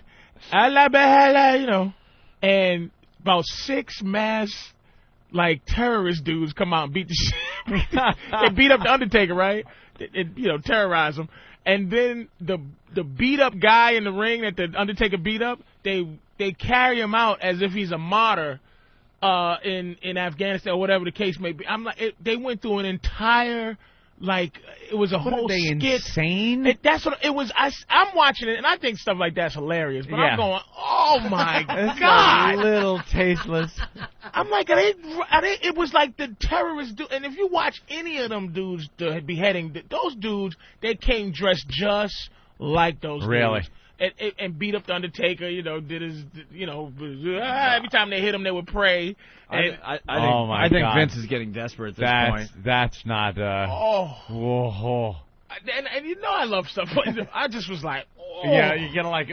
But you know, when I wrote for them, they used to have a character, this Indian dude. And Vince is a cold dude, man, and he had this Indian dude. Yeah, we never talked to you about that. I think Jimmy brought it up or something. You used to fly around with Vince McMahon or something? In a Learjet. In a Learjet and write for WWF? Right for WWF. And Vince McMahon, there's 3 people I've met in my life. You know, you probably can name them, people in your life where you met and you lost your manness. Like, you try to go, hey, what's happening? Hey, good to see you, Michael Jackson. Nice talking to you. But there's some people you meet and you're just in complete... Yeah, because we're all meeting Michael Jackson. Jesus. But you know what I'm saying? Holy shit. Yeah, that's a great example, though. But there's people, like, if you met Michael Jackson, would you be... You've been in the business long enough where you go, I don't know. Someone like Michael Jackson, he's like uber famous. I think I would be starstruck. A little bit. Yeah, without a doubt. Fair enough. I don't typically get starstruck, but I mean, I probably would with him. Shut up, Mr. Pictures with everybody. You're starstruck. I was starstruck when you walked in. Yeah, I had a little of that, actually. Yeah. Thank you. Just a little bit. I was like, tickle in your stomach. Right, yeah. I saw him on Tough Crowd. But it's like I met a few people, like maybe 3 or 4, where I go, oh, boy. I was at his house in Stanford writing. Wow. They were rewriting, and he just comes out, hello, Patrice, and in his jumpsuit and his everything, and I just was like, oh my God, I was like, like a little girl, like, hey, hi, Mr. Yeah, we've had him on a few times, and he's a powerful dude, man, but he's a cold dude. Now, this one guy used to have a turban. He goes in, and none of the wrestlers talk to him personally, except for the big guys. Like, I'm on a plane with, like, Triple H. Everybody else got to drive their, like, Hyundai Sonatas from town to town, but, like, Triple H, Undertaker, those guys, they get on his plane. So I'm in the back and, watching this whole thing go down. And this guy with the turban, he goes, listen, my family says, please, can you stop making fun of my turban? Because my people, Tiger Ali Singh. Tiger Ali Singh. He's like, please, don't make fun of the... He goes, shut up and put on a turban. Please, my people. I beg you. Put on the turban. Like the Jerky Boys dude. He's just like, my people. He's like, I don't want to hear that nonsense. Get out there and put on that stupid turban, you jackass. It was like, oh my God. That's great. Oh, there's the clip from WWE last night. By the way, someone's pointing out, choking the shit out of. Someone's pointing out that they taped this on Tuesday, so it's a huge coincidence that. Really? Yeah, that the bombings were yesterday. Yeah, they're choking. I'm dressed in there. We're cutting a Christian man's head off. Yeah, but watch how they take the other dude away. Yeah. Like he's the martyr. Yeah. It was brutal. And I think anything is funny, man. But I was like, this is not good. They even lifted his hair, like his head, like the way... saw that on they lifted the Undertaker's head. I'm telling you, it was brutal. Okay, thinking, man. That's a touchy subject. That is a touchy subject. Hey, to reenact a beheading in a wrestling ring. Yeah. Hey, were you responsible for some of the legendary storylines on WWF in recent years? One that comes to mind? No, I was the 4th man on the totem pole. They have a kid there, this young white kid who's the boss. But if I'd have stayed, I just couldn't deal with what they're asking. I couldn't get on that little Learjet with them, and I just couldn't do it because they're very corporate. You have to be committed to their cause. And I just wasn't committed, you know what I'm saying? And I got fired. What's her name? Stephanie fired me like 6 times. Really? She kept calling me back and firing me, but she doesn't realize comics just get fired. So she goes, you're fired, right? I go, yeah, I understand. I do understand. You know what I mean? I'm not going to... What would you get fired for? Because I had a show. Yeah. And I said I can't make it. And she's like, what? You're committed. Yeah. They want 100% loyalty. I was like, over there. I met Steve Austin. It was good enough. Like the thing, what I took from it is like how powerful Vince McMahon was, and like how The Rock was cooler than he should have been. Yeah. Like, he was just too accessible. I didn't want him to be that accessible, just like a regular guy. Hey, man, hey, how you doing? They were real regular guys. And they kissed the writers' asses because the writers make up scenarios. They make them, yeah. For them to become whatever. So this little white kid, he has these giant roided up dudes like kissing ass. And he's like, was he good? What he did? The kid? Yeah, he must have been because he was Vince's right hand dude, man. You're fired. You're fired. Bye bye. Do they write scripts or just storylines? They write everything done. Really? There's some who get leeway, like Kurt Angle, the biggies. They can talk. Yeah. They can say words that aren't there sometimes. But the other guys, you stick to the script. Do not play around with that, man. Wow. He runs that with an iron fist. He's behind the scenes, sitting there when they come out with the explosions. He's there, like, all right, blah blah blah, blah blah blah blah blah, running it. The director. All right, here it is. Oh, you got that one. Finally. All right. I don't mean Make to be sure finally. this one ends up Eric, on Opie and Anthony. Get it up on opieanthony.com. So you got the... Yeah, check this out. So this is the video I was talking about. A white guy with his blonde, good-looking girlfriend. Yeah, look at that. There's a bunch of guys, like, harassing him. It's not fair. It's only one black guy. Yeah, they look like white guys. Yeah, what's going on? Well, it turns out to be... Oh, no. Oh, shit. You are in trouble. When that guy pulls that karate shit out of his hat, you are in trouble. Look at this black guy. Now he's scared. He doesn't know what to do. Look at him. Oh, no. Look at him. He's boy. But he knows, the black guy now knows he can't back down, right? Oh, no. So he's looking around like, how do you get out of this one? And he's with his boys that, I'm sorry, I apologize. It looks like well, maybe there's another black. Is he black? Is he black, Opie? He's not even black, Opie, you. Come on. Are you insane? This guy's black. It looks like a skinhead. He's light-skinned black. Look at this guy. Sure about that? Look at this guy. He's in major karate mode now. This guy's not black. Now watch. He's like, all right, well, I gotta do something. Black guy attempts to throw a punch. Is he gonna try? He's trying to get in there, and watch this, Ant. Oh no! Watch this. He took a little jab at him. Yeah, that's it. Look at this guy knows how to fight. Look at his arms going. Oh my God! That guy knows how to fight. Wow! His arms were flailing. Like he didn't know what he was doing, but everything was very calculated. Get that up on opieanthony.com. See how good this guy really is. If he's a bum. That guy was deflecting everything, and then just saw an opening and punched that guy right in the head. Was he black? That guy? That guy was white. That guy was white as snow, Opie. Jesus, Opie. I was expecting the riffs to be surrounded. They don't have to be as dark as Patrice to be considered black. He was like Eric Shirt. He was fucking. There wasn't even another black guy in the crowd. There was no black people there. There was like suburban houses in the background. Nothing. He was doing black stuff. That's what he was doing. Yeah. That guy's black. He was like, "I'll knock you out, sucker. Thank you." That guy is not black. It's South Beach. He just has a good tan. Where did you get that he was black? That guy's black. I don't know about that. He's a skinhead. I'm gonna sue on behalf of all black people. That guy's black. But the point I'm making, racist. The point I'm making, it looks like the karate dude is in deep shit. Yeah. And all of a sudden he goes into karate. When he mode. goes into that and stance, you get that. You know the guy is just looking up.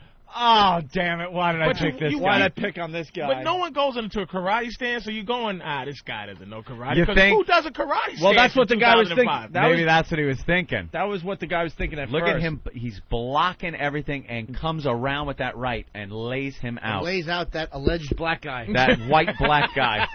I understand Opie was angry at the Jews that beat up Reginald Denny.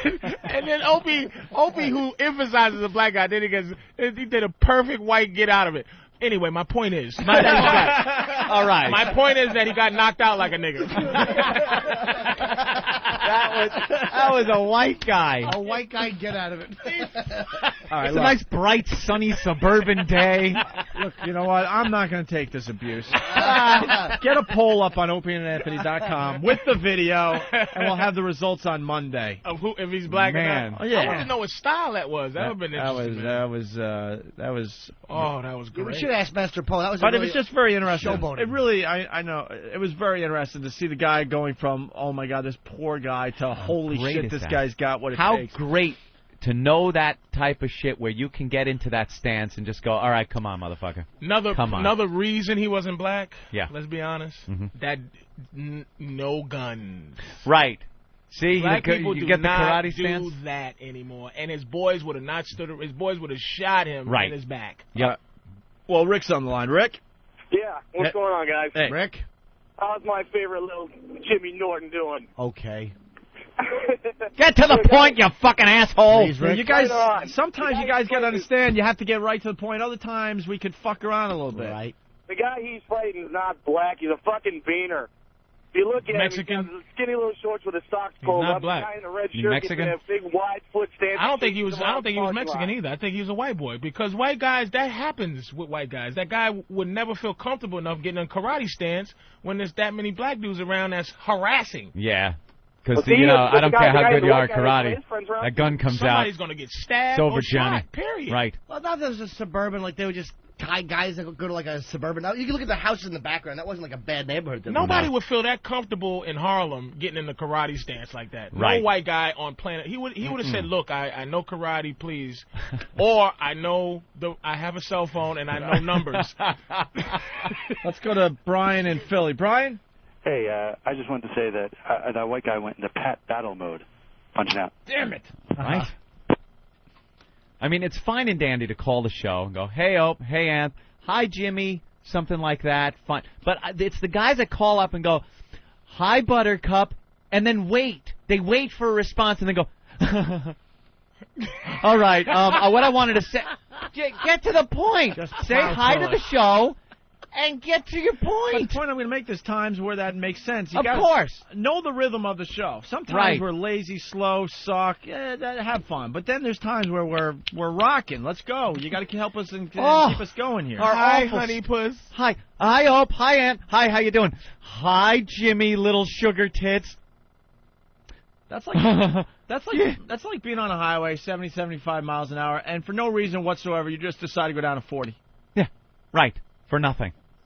And then you go back up to 70, If 75. we're all driving at 40, join us at 40. Right. If we're going 75, 80, let's go. You know, to be honest with you, stay with traffic. Yes. I'm pretty savvy in the business, but I don't know if I would know how to come in and stick with the rhythm. I might call in and not even know what the rhythm is. Well, then we only want professional callers. We only want pro These callers. dopes that fucking... That's a lot. I mean, y'all dig it. can't keep there. up. Keep up with the rhythm, stupid. I'm pulling up on this guy's bumper at 40 miles an hour. Yeah, exactly. I'm speeding along. All right, Patrice O'Neal in studio today doing a great job. We want to find out what happened to Keith. Yeah, we will. Well, let's take a quick break. We all have to take leaks. When he's supposed to be here, too? Yeah, Keith is, I talked to him this morning. He wasn't, he's handling business.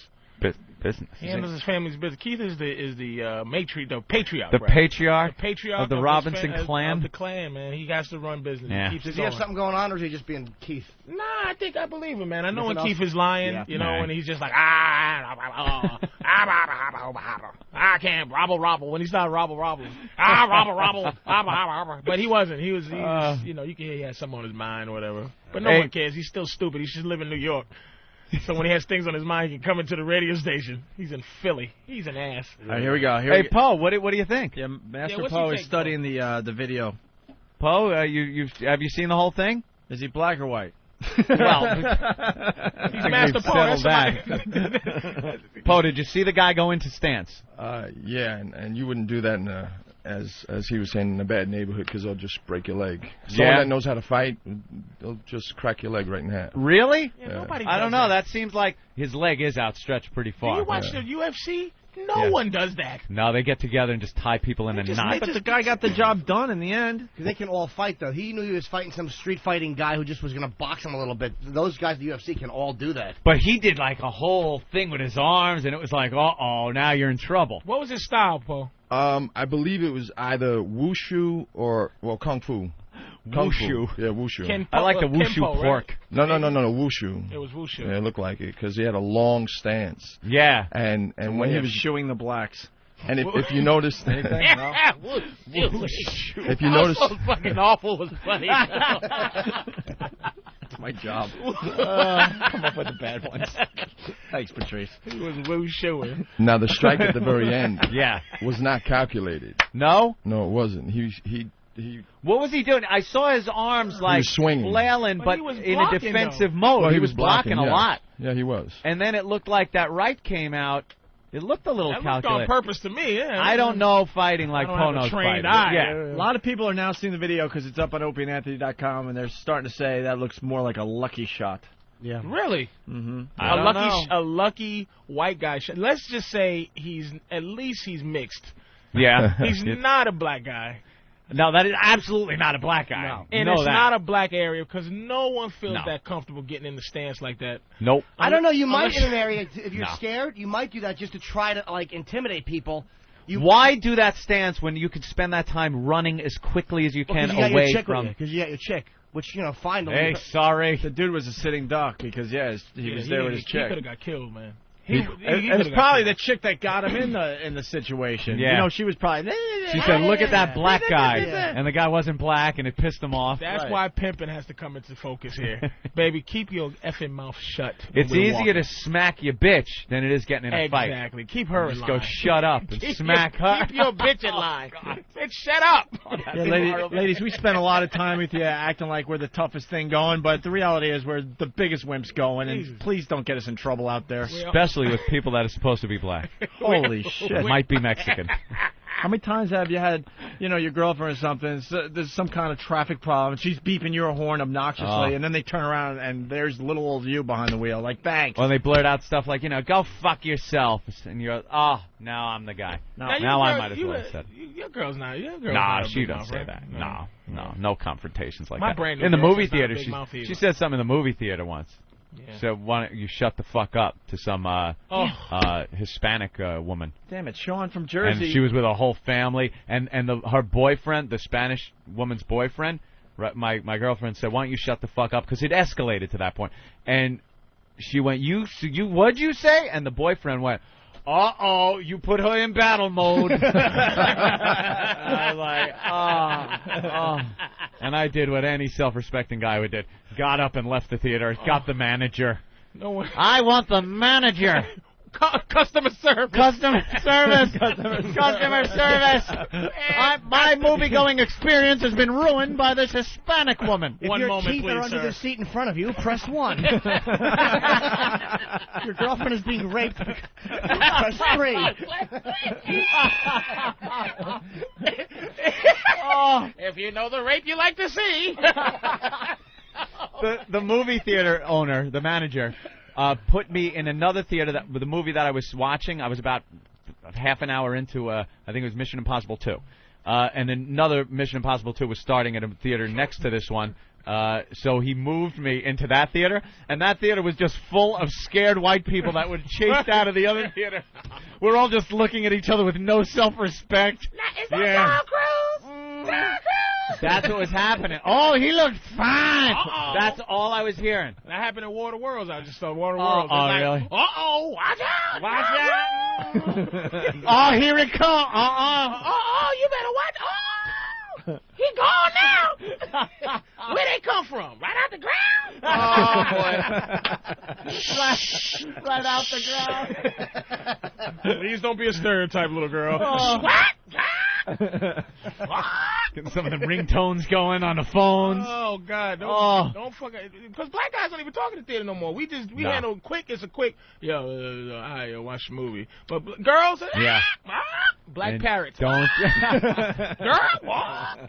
And don't say a fucking word about it. Cute for a white boy. We're gonna rewind back to that video. We got Sean in Jersey. Sean, go ahead. Hey, guys, I just saw the video. Actually, his technique is called coon shoe. That was the obvious line, though. That's why I wanted. I want white people to be able to do that for the rest of their life so I can be racist. Thank you, sir. Coon shoe. Coon foo. Coon foo. The talking in the theaters has to stop, because a few years ago, when I saw Stardust Memories at the Magic Johnson Theater, it was amazing how much talking was going on.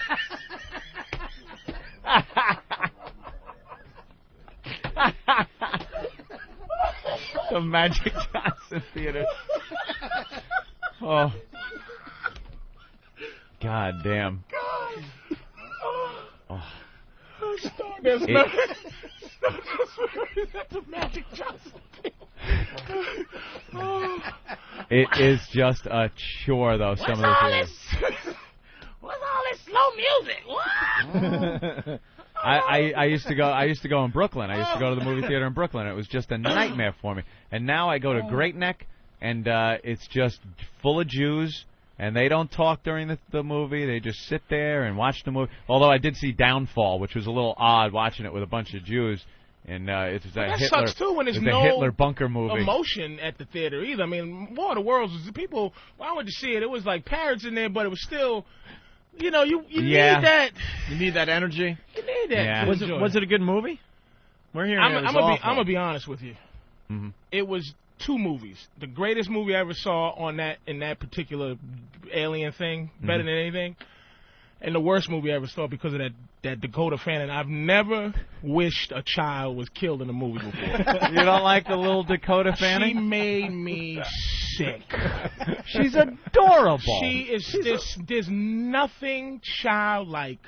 Like there was no child. Well, I know. She's very adult-like. She's a 30-year-old woman like, trapped Daddy, in a... Daddy. Yeah. Like and Tom Cruise was so good in the movie because he was so a non-hero. He was just trying to keep his kids alive.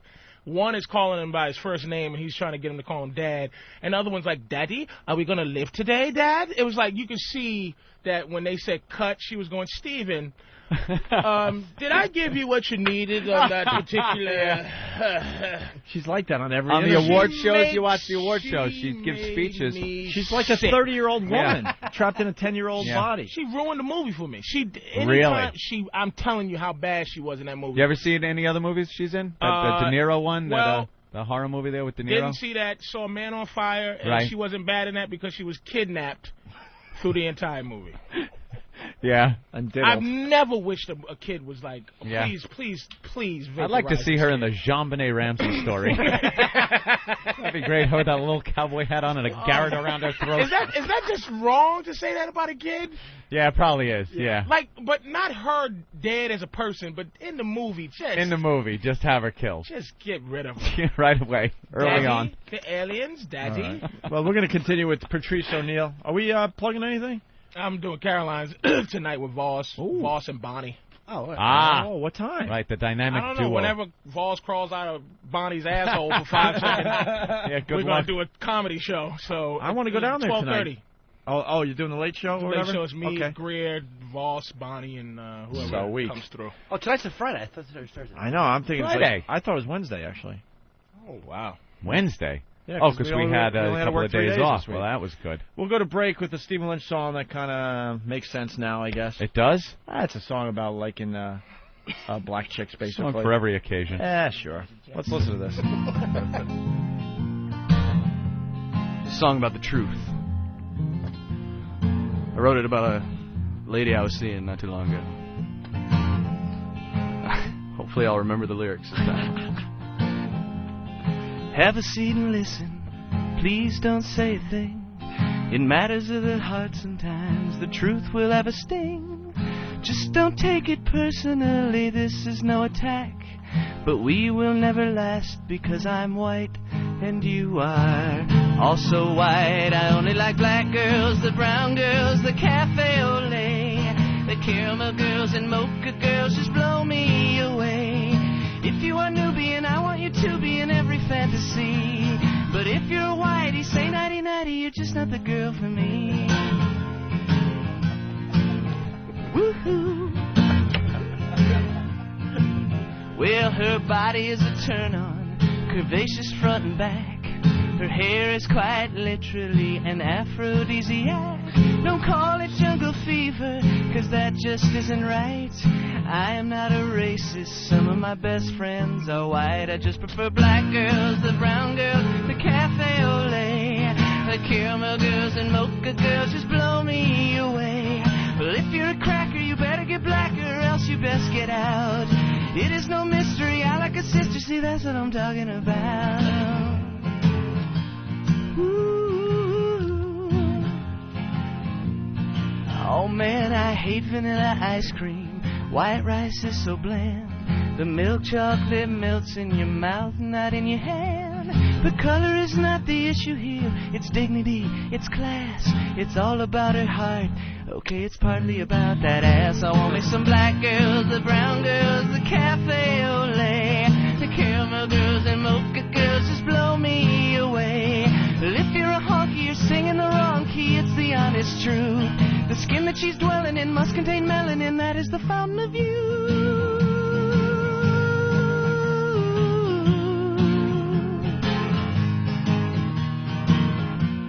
Thomas Jefferson,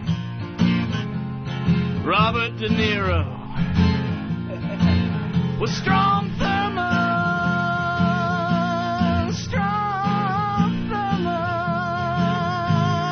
yeah. Nice. Yes. Thank you. Like sands through the hourglass, so is the Oaday virus. Speaking of human waste, where's that really crazy story before we go break? Here it is. Thank you, Eric. Ooh. Looks like somebody has rebounded from that UPN debacle. Eric does a great job every day. He really does. Oh, well, hold on. Young Timothy Hutton here is pointing. What happened, Derek? Boy, Derek, I've never seen that young strapping buck jump up so fast. That idea came from in here, just to let you know. What idea? About segueing into that next story. Oh, all right, so I apologize. Eric? Wow. And they're all laughing. No, but I gave you credit. I thought you rebounded from your UPN failure. But you... I wasn't going to interrupt and say, oh, yeah, Derek pointed that out while you were talking. That's, in fairness to Stupid, he didn't interrupt. There's a whole competition going on behind the scenes. And it's fantastic to watch. Just the way fucking young lawyer from a Grisham novel jumped up. That way from this fucking part of the room. That was from this part of the organization. Oh, it's funny. We secretly hate that guy in there. There are just different worlds on either side of that glass, man. Oh, boy, they really...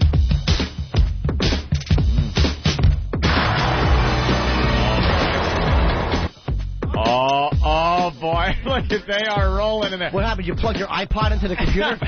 Eric, what just happened? Wow, you're panicking. He is panicking. I wasn't even touching it until I just started playing stuff. No, stop it. Hello? I swear, the gas, I hit the brake and the car lunged ahead. How did it happen? I killed 50 people on a pier. Why was I driving on the pier? I wasn't. The car went left. Where? And the gas pedal. I hit the brake and the gas went. Where? Eric, you hit something. Yes, you did. Eric, I didn't hit fess up at the same time. You hit something. What is it, thinking for itself? How to play tic-tac-toe so we'll learn. Shut up, stupid. You panicked. Hello, Delette? I'll play what I want, Eric. I'll just play whatever I want. Don't turn me off, Eric. Wow, Hawk. That was a panic of cataclysmic proportions. What was the song they're playing? I mean, that's the type of panic that in the Army kills people. Yeah. That's a friendly fire panic. Or in NASA, it blows a ship up. Here, you just get your ears blown out a little bit and a room full of laughter on the other side of the glass. It looks like a zoo back there, like they're all caged in glass, and the name of that display is Really Happy White Guys. Yep. Are they as happy? Pleased as punch. Opie and Anthony, the virus is spreading.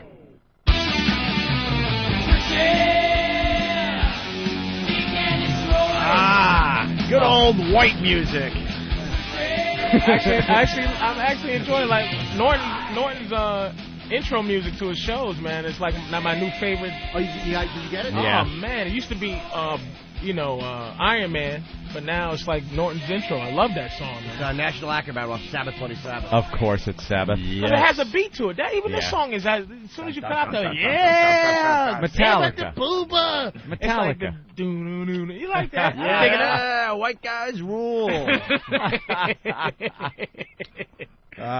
We got lots going on here. Patrice O'Neal in studio. Yeah. What the hell were we yapping about off the air? The water thing? You want to go down Oh, that my road? God, That was pretty interesting, actually. You got it, because I can't imagine that type of mindset where absolutely some guy is telling you this and he's serious. So I do a show. It's a private show. It's not for Michael Dell. It's for his money managers who are super rich and they get I think, because it's a corporate gig basically. It was a corporate gig, and they were learning about me. They were asking me black questions. What's it like to? Like an exchange program. Yeah. Wow. They get people like Patrice to entertain them in between their meetings and stuff. Oh no, they had as in a room entertaining 20 people. Blinded by the light. What group is that? Steve Miller Band. But they had them in a Really? room playing their music in front of 20 rich people. When you're all multi-gazillionaires and you have a little party for yourself, you don't just get some wedding band you get like Steve Miller. You just pop them in a room. It's What, the Christmas party? Well, the Christmas party was funny, but that was because well, tell that really fast. And then Bradley Delp, the singer from Boston. Remember the band Boston? One of the biggest bands, one of the biggest albums of all time, that first one. Boston. And he was playing Beatles. He was playing Beatle covers in a Beatle cover band for our radio station's Christmas party up in Boston. So he's playing. This guy was selling out arenas in the 70s, had one of the biggest albums ever. Fast forward a few years, and it's Aunt and I and the rest of the dopey DJs at the station with our dates watching him do Beatles songs. But should he in not front of have 100 been? people? Now, there's a difference between, like, you should be doing that and you shouldn't. Like, it's like, okay, you see that show on NBC with all the old bands that used to we be. love that show. Yeah. It's like, Hit Me Baby they one more time. They should be. So maybe the guy Right. from Boston should be doing that because he can't help it. You don't have a career. You don't have a career. He said, we talked to him. He said that's what he wants to do. If he's still got the royalty money rolling in from Boston, Sure and he he's did. all set for life, and he likes Beatles tunes and wants to do And that. by the way, God bless him. In all fairness, he does an unbelievable job too. Of course he did. And then He's got a great voice. End of the night, and could sing a tune or two. He's up there drunk, just singing. I helped out. I got to say I sang with the singer from Boston. Yeah. How about that? Because by the third set, no one's paying attention because it's a Christmas party. Everyone's hammered, and here's this guy that used to be a rock Fill superstar. arenas in the 70s, yeah. I want to be detached enough to just go make money. That's why I'm just not. I don't have anything because I can't get detached. I get depressed. You can't get detached from what, though? Meaning I can't, like, I should want to just go perform in front of a bunch of rich white people every 5 minutes. Right. Hey, baba doo bop, ding bop bang, man. It was like a guy who did Dr. Evil guy. He did that, and he gets paid, and he just walks around like muscled Dr. through Evil. it. $1 million, and he got paid and left, and I'm trying to. It was really him? It was impression. Whatever. Hey, real fast, John in the story. Let's get past this. Go ahead, John. Hey, what's up, guys? I just want to let you know it's not Steve Miller Band. That's Manfred Mann's Earth Band that sang that song. Oh, is that it? Yeah, he's right, too. Just felt like correcting you. All right, thanks, John. Bruce redid it. I think Bruce did originally, and then Manfred. I don't know. And it was like, so I'm in front of these rich. I mean, they're like Michael Dell was the richest of all. I mean, he's $20 billion, and everything. $20 billion with a $20 B. billion with Right. a B, and it trickles down. Like, I was asking so many questions, like, how did you become this rich, And his whole thing, how he became rich, because you're talking about him today. Yeah. He cut out stores. That's what he did. He just he built the computers for $600 and sells them to you for $700. Because he doesn't have stores. Doesn't have stores. Doesn't have blah blah blah. That's why he's worth fucking customer $1 billion. service. Bastards. So I'm in room. The like if somebody in there was worth $3 million, and I was talking to him, he goes, "Yeah, I own this business that I'm worth $4 million." And I'm like, Jesus, you're like, hey, nigga, right? I'm like, you're a joke, you poor son of a bitch. So I'm talking to this guy, everybody in there, Lear jets and da-da-da, and they at the table. And it's fair enough. They're going to ask me black questions. Some ask them white questions, which was much more important, you know what I mean? Like, saving money and things like that. And I'm like, look, I'm just trying to. I just bought a plasma TV for no reason at all, just because without a warranty. So I go to the dude. He goes, "Yes." I said, "What do you do?" Well, I market different ideas. Like I met the guy who owns the rights to what's the Skycam. Really? He owns Skycam. The rights to Skycam. The idea of Skycam is his. So when any news agency goes to the Skycam, he's getting a check. That wire cam that flies around the NFL, and right, that he thing. owns that. So I'm talking to guys like this. So the guy goes, one guy goes, yeah, market different ideas. I have an idea. We're marketing new water, marketed towards black people. And I go, oh, really? Yeah. I go, so I'm looking at him like waiting for his face to go, just vibe. Waiting just for a boom, tickle, tickle. punchline or something. Nothing. He's dead serious, so he goes, yes, we're thinking about calling it H2Yo. And I go, I'll sue you right now, motherfucker. He looks at me, because I thought it was a joke. Right. He looks at me like, who invited this low-class motherfucker? Like it couldn't possibly be real. Like, H2Yo. Are you joke? I kept looking at him sideways. You know how you talk to somebody and they say something, and you need somebody else to look at to go, is this nigga joking? H2Yo, did you just say? And he was dead serious. And that's who I was like dealing with, man. It was just it was an unbelievable adventure. Yeah. Because those were the white people. When black people talk about white people, that's them. That's them. It's not like just the average guy. Right, walking on the street going to work or something. No, yeah. It's the guys like, who make decisions in life. $20 billion, man. Michael Dell can't go broke. That have no clue what's going on in the real world. He can't go broke. They said he's being sued by 40 people right now. And it's just like he can't go broke. That's just business as usual, being sued by that many people. Unbelievable. It's like you cutting a check for the electric company or something. Yeah. That's it. But I like the idea of H2Yo. I think that's actually H2Yo. He's going to market in Atlanta, and I'm sitting there going, man, are you serious, dude? Wow. Hey, he's dead serious. Is there a problem with? Like, I'm doing jokes. This is these people. I'm doing jokes. Like, hey, so what's with these goddamn Indians at the airport? I'm doing the Indian hacky. Hey, dibble day, and they're like looking like I know this is supposed to be funny, but and I look at them, I go, you motherfucker, y'all don't, no one here flies regular. Yeah. They all fly Learjet. They're so rich they So don't even know. They don't know what an airport is. They don't understand what the inner workings of an airport. You should have said something like, "Don't you hate when the caviar tumbles off the cracker?" That's pretty interesting. Yeah, it was an unbelievable night. And the servant puts the salad fork on the inside. Huddla. And it seems like to us right now, it's like, oh yeah, that's, but it's like that. Yeah, it's really like that. What is it when you run out of toilet paper or anything human? They have not a clue. Like Michael Dell would come up to me, he was like, because they want to talk to a regular person, and he was talking to me, and I'm like, listen, do me a big favor. Don't try to be down to earth with me. Could you not do that? Can you just stay some type of untouchable billion?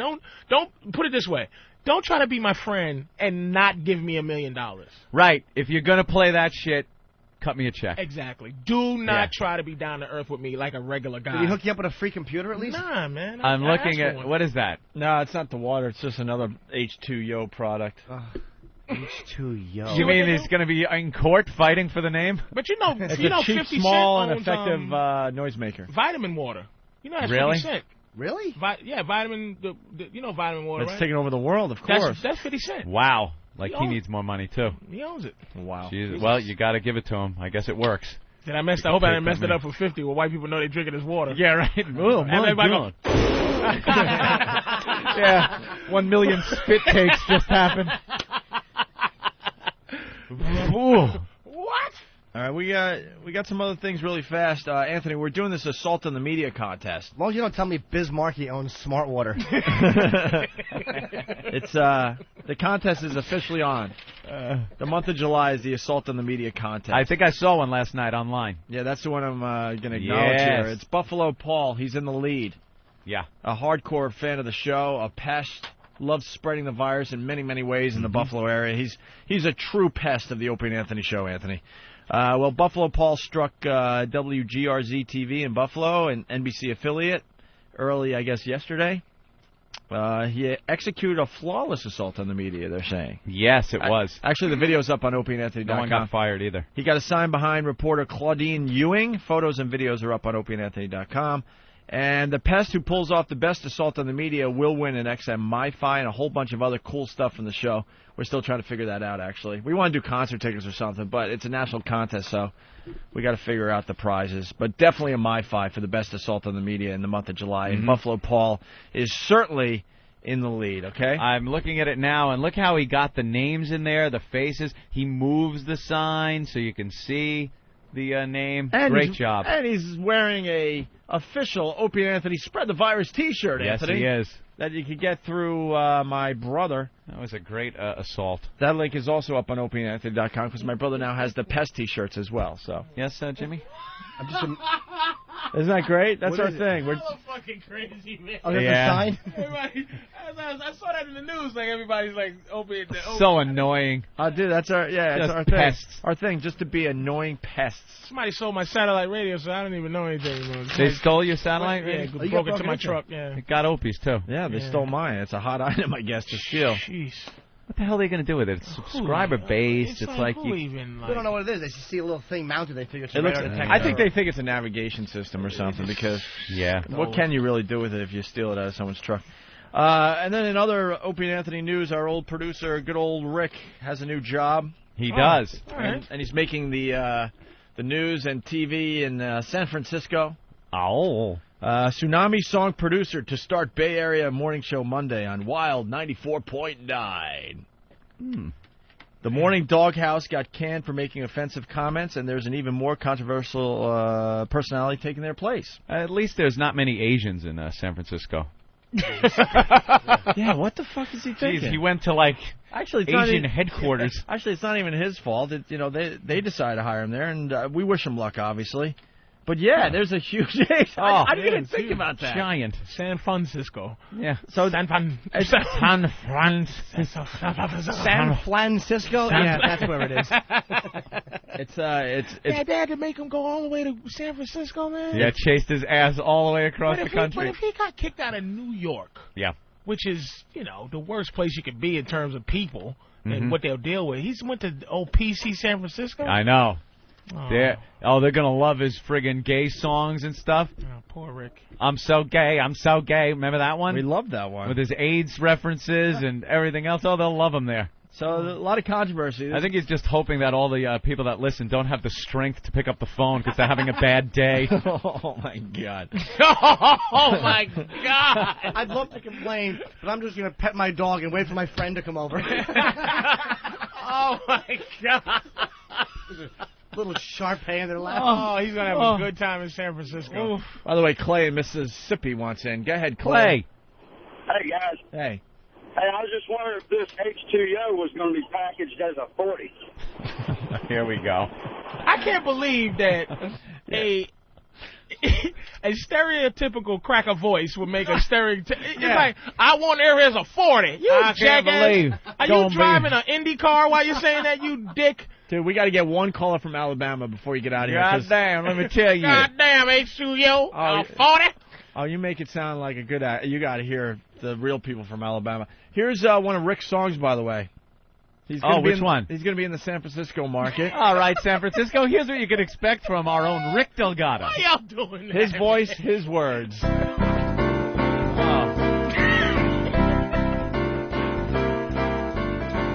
We're all gays, dignity in our age.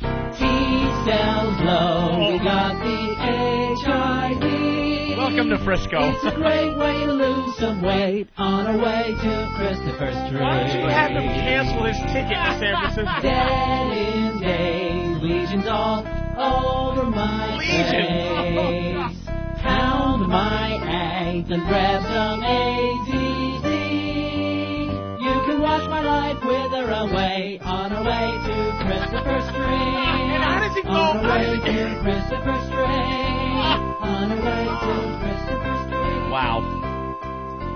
Oh, my How do you get past one verse? Right. Like he's brainstorming. Wither away, lesions.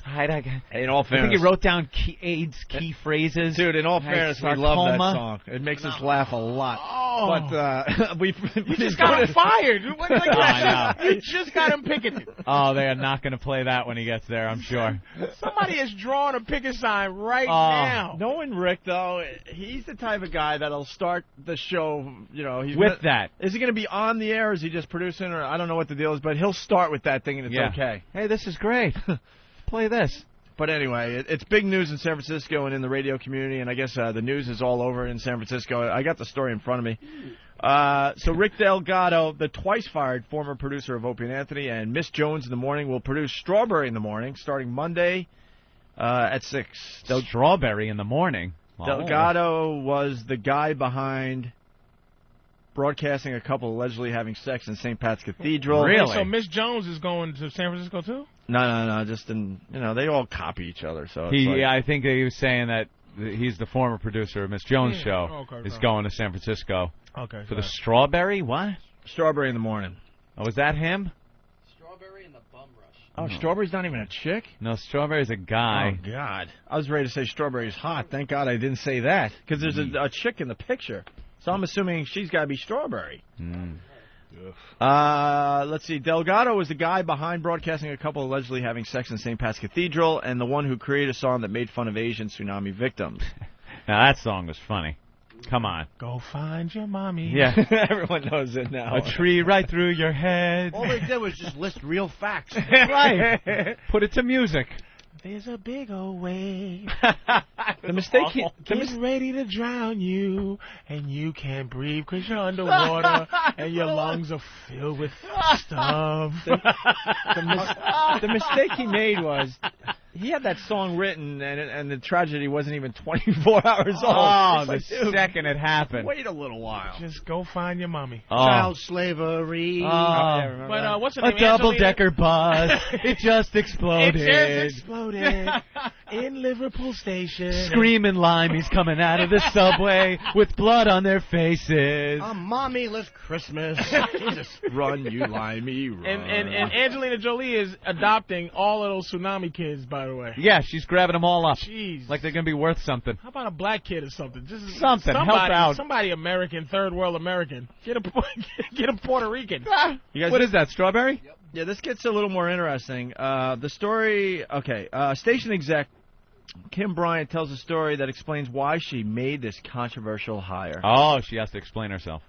Because a lot of people thought that Rick was not going to get hired ever again. Unhireable, just like us. She explains. The story comes from Clear Channel executive Ed Cramp, whose father was hospitalized with a heart problem. Yeah? Cramp, because it's MPF, so Cramp? I think it's just Cramp. Cramp. Was in the hospital room and say his own name. Cramp was in the hospital room and saw his father looking worse. He told a nurse, and the nurse said his father looked all right. Then his father went code blue and had to be treated immediately. The next day, a nursing supervisor told Cramp that they would have another nurse take over his father's care. But Cramp said no. He wanted the same nurse, the one who had learned his lesson, to continue caring for his dad. Oh, I got you. So the guy that learned his lesson is going to do a better job because he learned that lesson. Because he learned his lesson than the new guy you bring in that hasn't learned his lesson. And then they wanted Rick to carry out his fucking his bedpan or something. Yeah, I thought they wanted Rick to write a song. He went code blue. Breathe, you fucker, breathe. That's it. Wow, that's very profound. Join Rick Delgado as he joins with his CD called Obvious. But then it goes on here. That's an important story for all of us, said Bryant. This is Kim Bryant. The best person for the job may be the one who has learned from his mistakes. So says Cramp.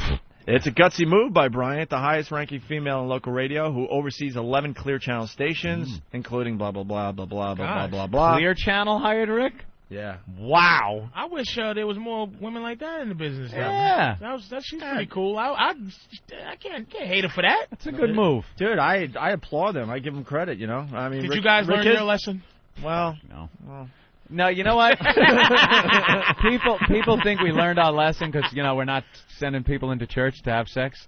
But it's not even about learning a lesson. We're just as big a douchebags as we were then. But now we're just a little smarter. Yeah, we'll just get fired for something. Yeah, that's what I'm saying. I want at least a little more time where I'm getting a paycheck coming in. That's about it. Yeah. And then we'll blow it up by sending. Oh my God! You can't really you can't figure out who's offended by what. Of course. There's some Delgado quotes. Oh, great! And he loves the spotlight, so he's loving this today. Brian says Delgado and the new show featuring local DJ Strawberry and Faye Carmona last in Miami, will be more community-oriented and listener-friendly than the Doghouse, the show they're replacing, which she said got to be more about the host and the community. Uh-oh. In a surprising interview. Surprising. Oh, boy. Should I snap in? Should I on. snap in? I took my seatbelt off when I went to the bathroom. I think I should buckle in for one of Rick's comments. Rick was always known for his ridiculous quotes to the media. Remember how he described our show? That's legendary. Yeah. If you're not listening laughing in the first 20 minutes, then this show isn't for you. Thanks, Rick. In the first 20 minutes? We have inside jokes that people that have been listening for 2 years don't fucking get. There are people that will finally start start laughing, yes, 2 years later, because 2 years later they finally get together. one of our stupid inside jokes and or then movie realize references. how brilliant we actually are. We make movie references no one understands until they see the movie a year later. 20 minutes, give them. Thanks, Rick. This show is never about trying to hit him with a laugh right away. It's a whole thing that goes on. Dare I say it's a culture. It's an Opie and Anthony culture. Yeah. So here's a surprising interview. In a surprising interview, Delgado said he thinks he was misinterpreted and wrote a song that was only in bad taste but not racist, even though it used an epithet for Chinese people. Epithet. He said he won't do that again because, and I quote, "I like their food and want to eat in their restaurants." Jesus. Oh, see, he just doesn't learn. At least wait for first day on the job. He's not even working yet. And listen to this. He also recalled that shock jock Howard Stern called him a scumbag. Oh, yeah? What? When did that happen? I don't know. I really don't know. I don't know how much that says, he added. Does he remark that Ben Sparks also called him the same thing? Yeah. On a daily basis? Hey, Rick got hired. Ben and Steve obsessed with Rick. Absolutely obsessed. I don't know what he thinks he's going to do in San Francisco. Steve's probably gossiping already online. Oh, Chatty man. Cathy's, all of them. Y'all are really silently getting this boy's career destroyed. Oh, yeah. Oh, he's finished in San Francisco. Nah, he'll be all right. We love Rick. Yeah, I do like the kid. And but when the he does first a good job. Sissy, come on, when they play the Tsunami and they play this song, the Sesame Street gay song. Oh, it's over. Brian said he would be monitored closely to make sure it didn't happen again. And then Christine Chan, executive director of the National Organization of Chinese Americans, said her group will also closely monitor the show. Oh, great. He's sunk. An Asian woman, they have a great sense of humor. Yeah. Where's his other song? Asian women are like which song? I'm so gay, I'm so gay, I'm so gay. That's old school. Damn. All right, and then I guess you could comment about Rick's hiring. Yeah. Because that was an online article, and then, you could comment about the articles you read. Of course. Here's a couple of the comments. Clear Channel has some nerve to hire him in a market with a huge Asian population. Ah, there you go. He must have agreed to work for pennies, or Clear Channel is pretty darn desperate. As a 21-year-old male, I'm boycotting Wild 94.9. 21-year-old male said that? He wrote darn? Pretty darn desperate? No way. No way that's a 21-year-old guy that wrote that. The next comment, San Francisco will love Rick. He's just right for the people there. Oh, what does that mean? I don't know, but then the next one is the one making me chuckle. This morning show will be so good, I can't wait to tune in. Tell him Fred. Really? People are commenting. That's great.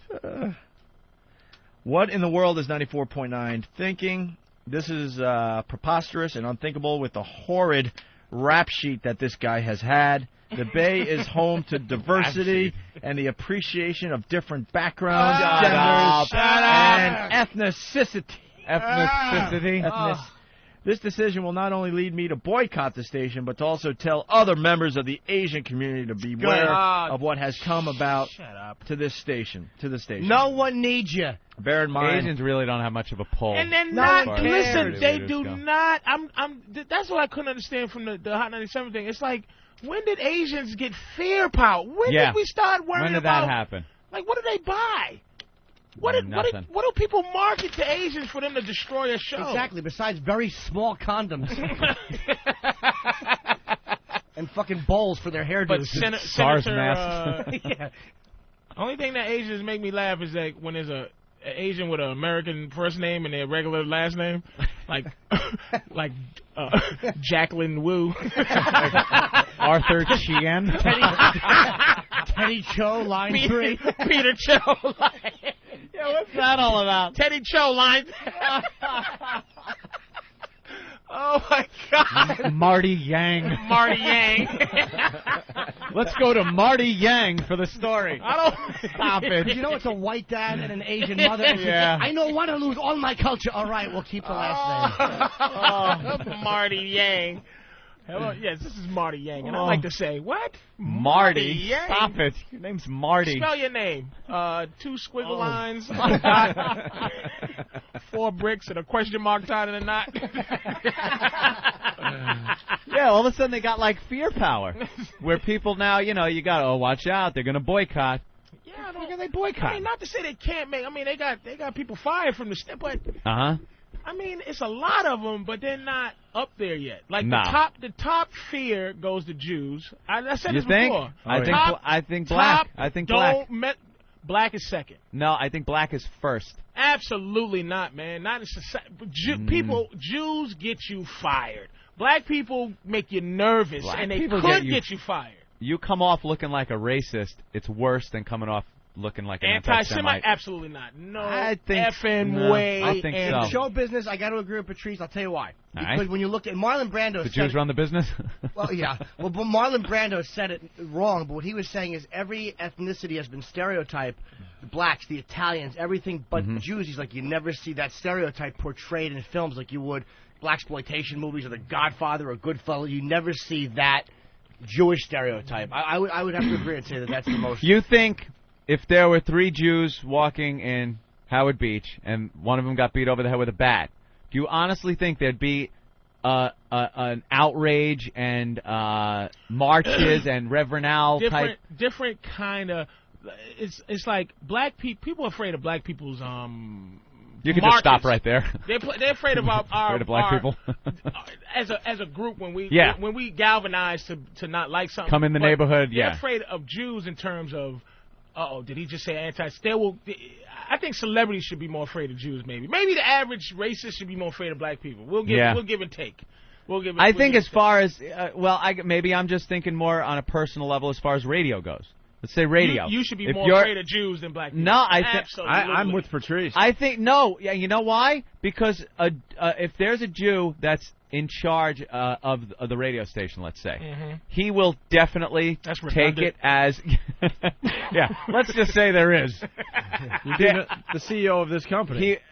He will take what is being said, even if it's negative as far as Jews go, because it's working, it's getting ratings, and it's making money.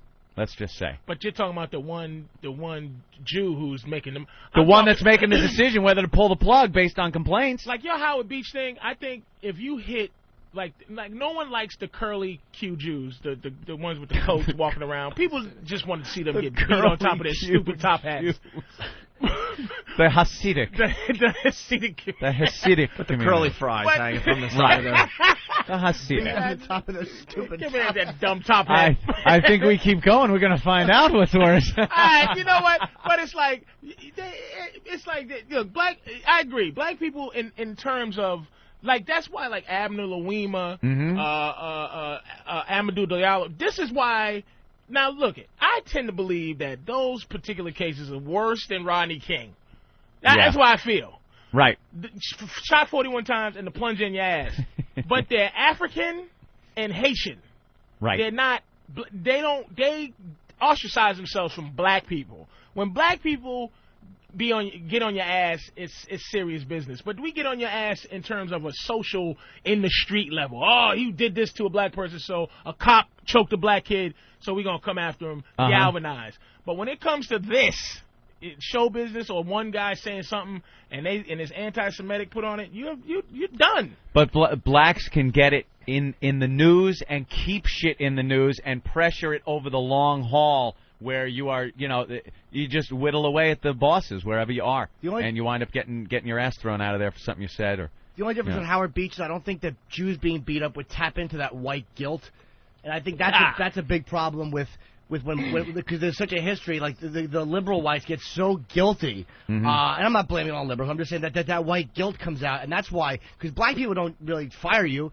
They complain until the white people running it fire you. That's basically the way it is, and it taps into that white guilt. Well, look what happened. I think the black guy that beat up Yankel Rosenbaum, he just got out of yeah, beat him up. He beat up a Jew. Was this guy Yankel a Jew?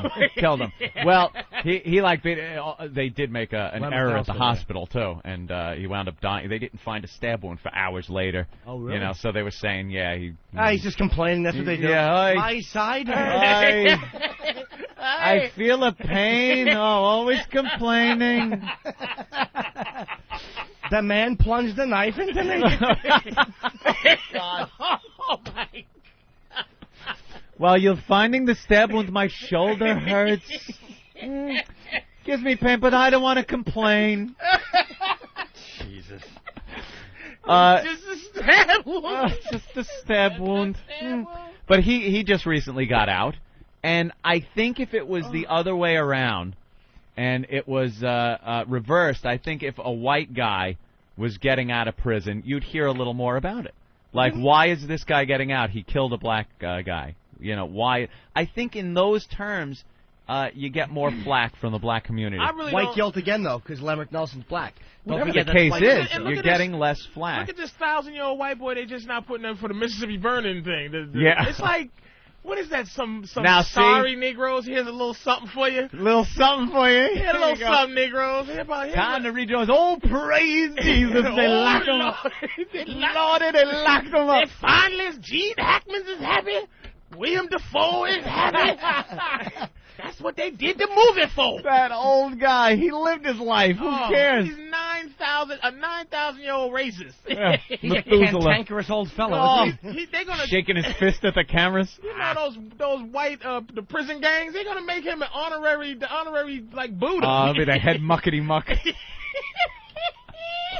We got us a hero coming in today, boys. What would you have done in the 60s? Yeah. This nigga stole my goddamn pack of cigarettes. What would you have done in the 60s? We'd have burned that goddamn church down. Holy shit. Oh, what's this newfangled shaking you doing? Newfangled? What's this newfangled shaking? With a toothbrush, a sharpened toothbrush? Well, goddamn. We should have killed them goddamn 3 civil rights workers with a sharpened toothbrush. Well, thank you, gentlemen. I love when they put him in front of, like, a woman, black, Asian judge, too. They get, like, where you know he's just sitting there going, my life is in this goddamn mixed breed hands, goddamn. She gonna be the one send me off to prison? And you know he's so back in the 60s, he's like, all right, do you plead guilty? I'm guilty. I did it. Of course I killed the niggas and them 2 nigga lovers. You see, I made a movie. I was Michael Rooker. Remember the judge in Mississippi burning? These were caused by outside influences. We're not condoning them, mind you. Mind you. I played the Michael Rooker role. People think I was Stephen Dorff. I wasn't. You killed, would you, Frank? I wouldn't think about it no more than I would snapping a cat's neck. This is a private social club. Oh, my God. And ask them if they want to help save this country from the onslaught of integration.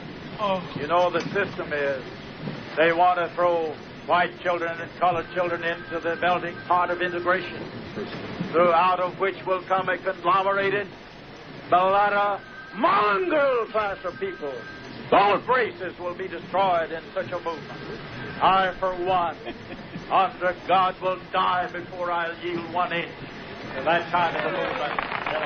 Yes, that's the best. That guy has some passion. And you know they're nodding their heads at each other. Haram. That was in 1965. It's like, okay, when did that stop? At what point did his children say to their children, hey, man, we can't be making those speeches? It didn't stop. People are thinking the same thing today. You just can't get up on a soapbox, and you can't find a soapbox Mind you. Mongrels. Mongrel race. They changed the word mongrel to rap music. Rap music. Damn rap music. Rappers. A mulatto Latino race. Oh, just horrible. Disgusting. There's more on Rick. Oh, how did we get there? That was actually Rick's clip. He's writing a song about it. They did a exclusive interview with Rick. Conglomerated mongrel race. Rick never really talked. Rick never talked to the media after the Tsunami song and getting fired. And he gave this newspaper an exclusive interview. You know the deal with the Tsunami song. I'm sure even the new listeners heard the controversy. Mm-hmm. Our old producer wrote a song going out to the Tsunami victims.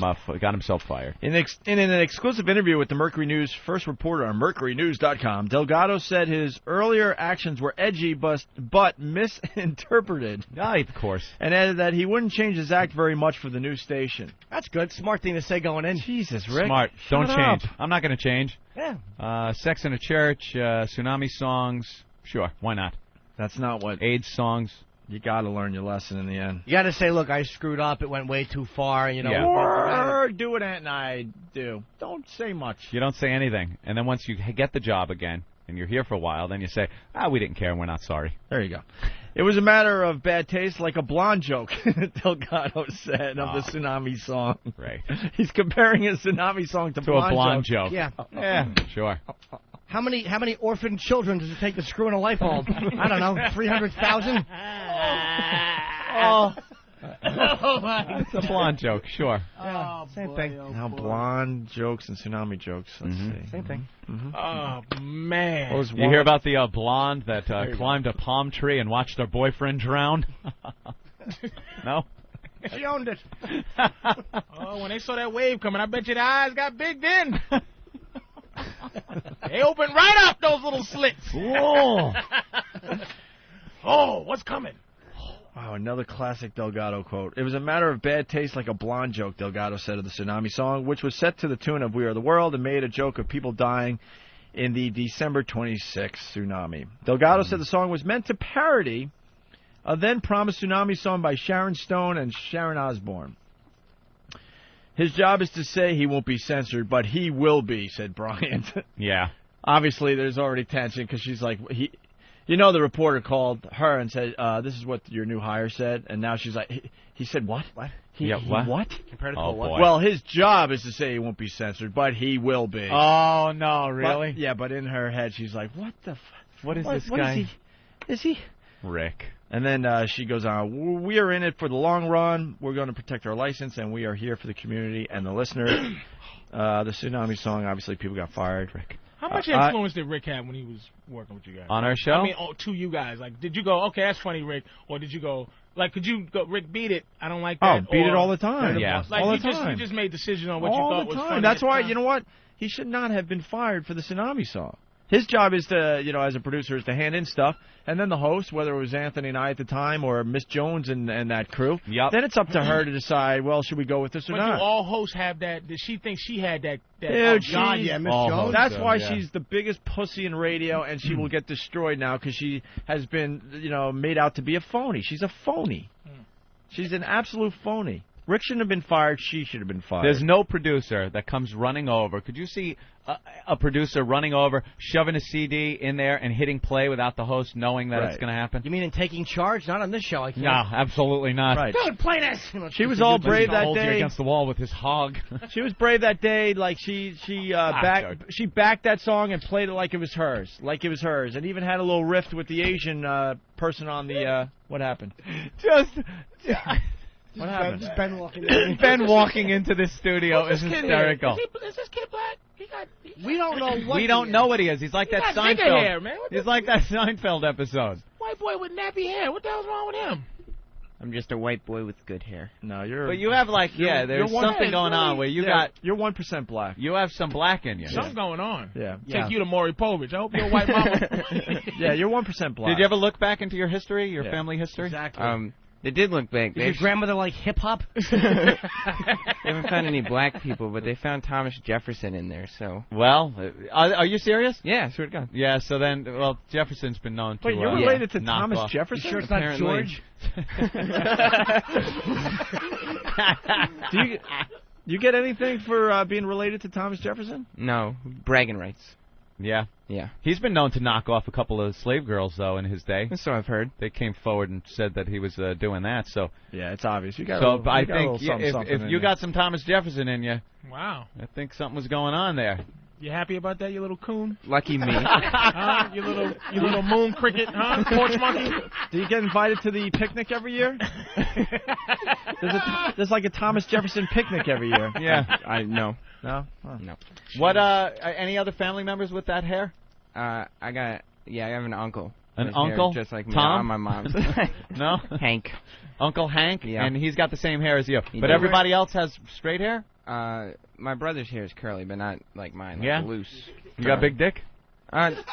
Yeah, it's a good size. Just wondering He's if a little that's scrawny dude. Yeah, scrawny guy. All right, we're running out of show. We want to just wrap this up so we can move on. So so Brian had to defend Rick's comments in the paper. Mm-hmm. People got fired.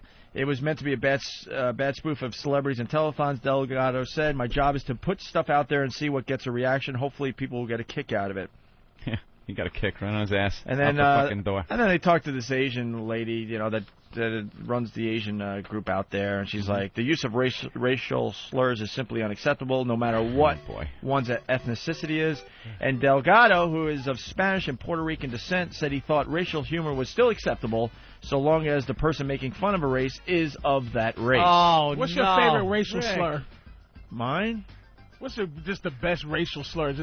I think Gook is. I just think Gook is the funniest racial slur. Gook is a funny one. That's a nice one. I'm serious. And Sure ain't the one I use the most. I find Gook funny, but the one I use the most, when I'm driving and I'm cut off.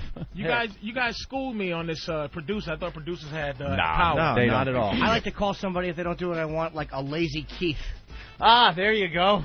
We only got a minute left. We got to get this live read-in for like Paisano. the song says, you'll love Paisano's a great restaurant right in the heart of Little Italy. You did Try this once Paisano of Mulberry Street. Huge portions. Joey feeds us all the time, you freaking Paisano in a classic candlelit restaurant. Perfect for a late-night date or a romantic meal. Every single pasta Joey's on the menu canceling his is advertising, now by the under way. $10. You know what? At Paisano, mention XM for free and a glass of wine, and you get a glass of wine for free if you mention XM Radio. That's right. Authentic Italian cuisine made from an original old world recipe and the fun and romance of Italy in a friendly restaurant. That's Paisano. Open weekdays till 2 a.m. Paisano of Mulberry Street in the heart of Little Italy between Grand and Hester. Call 212-965-1188. That's 965-1188. And get a free bullet while you're eating with salazzo.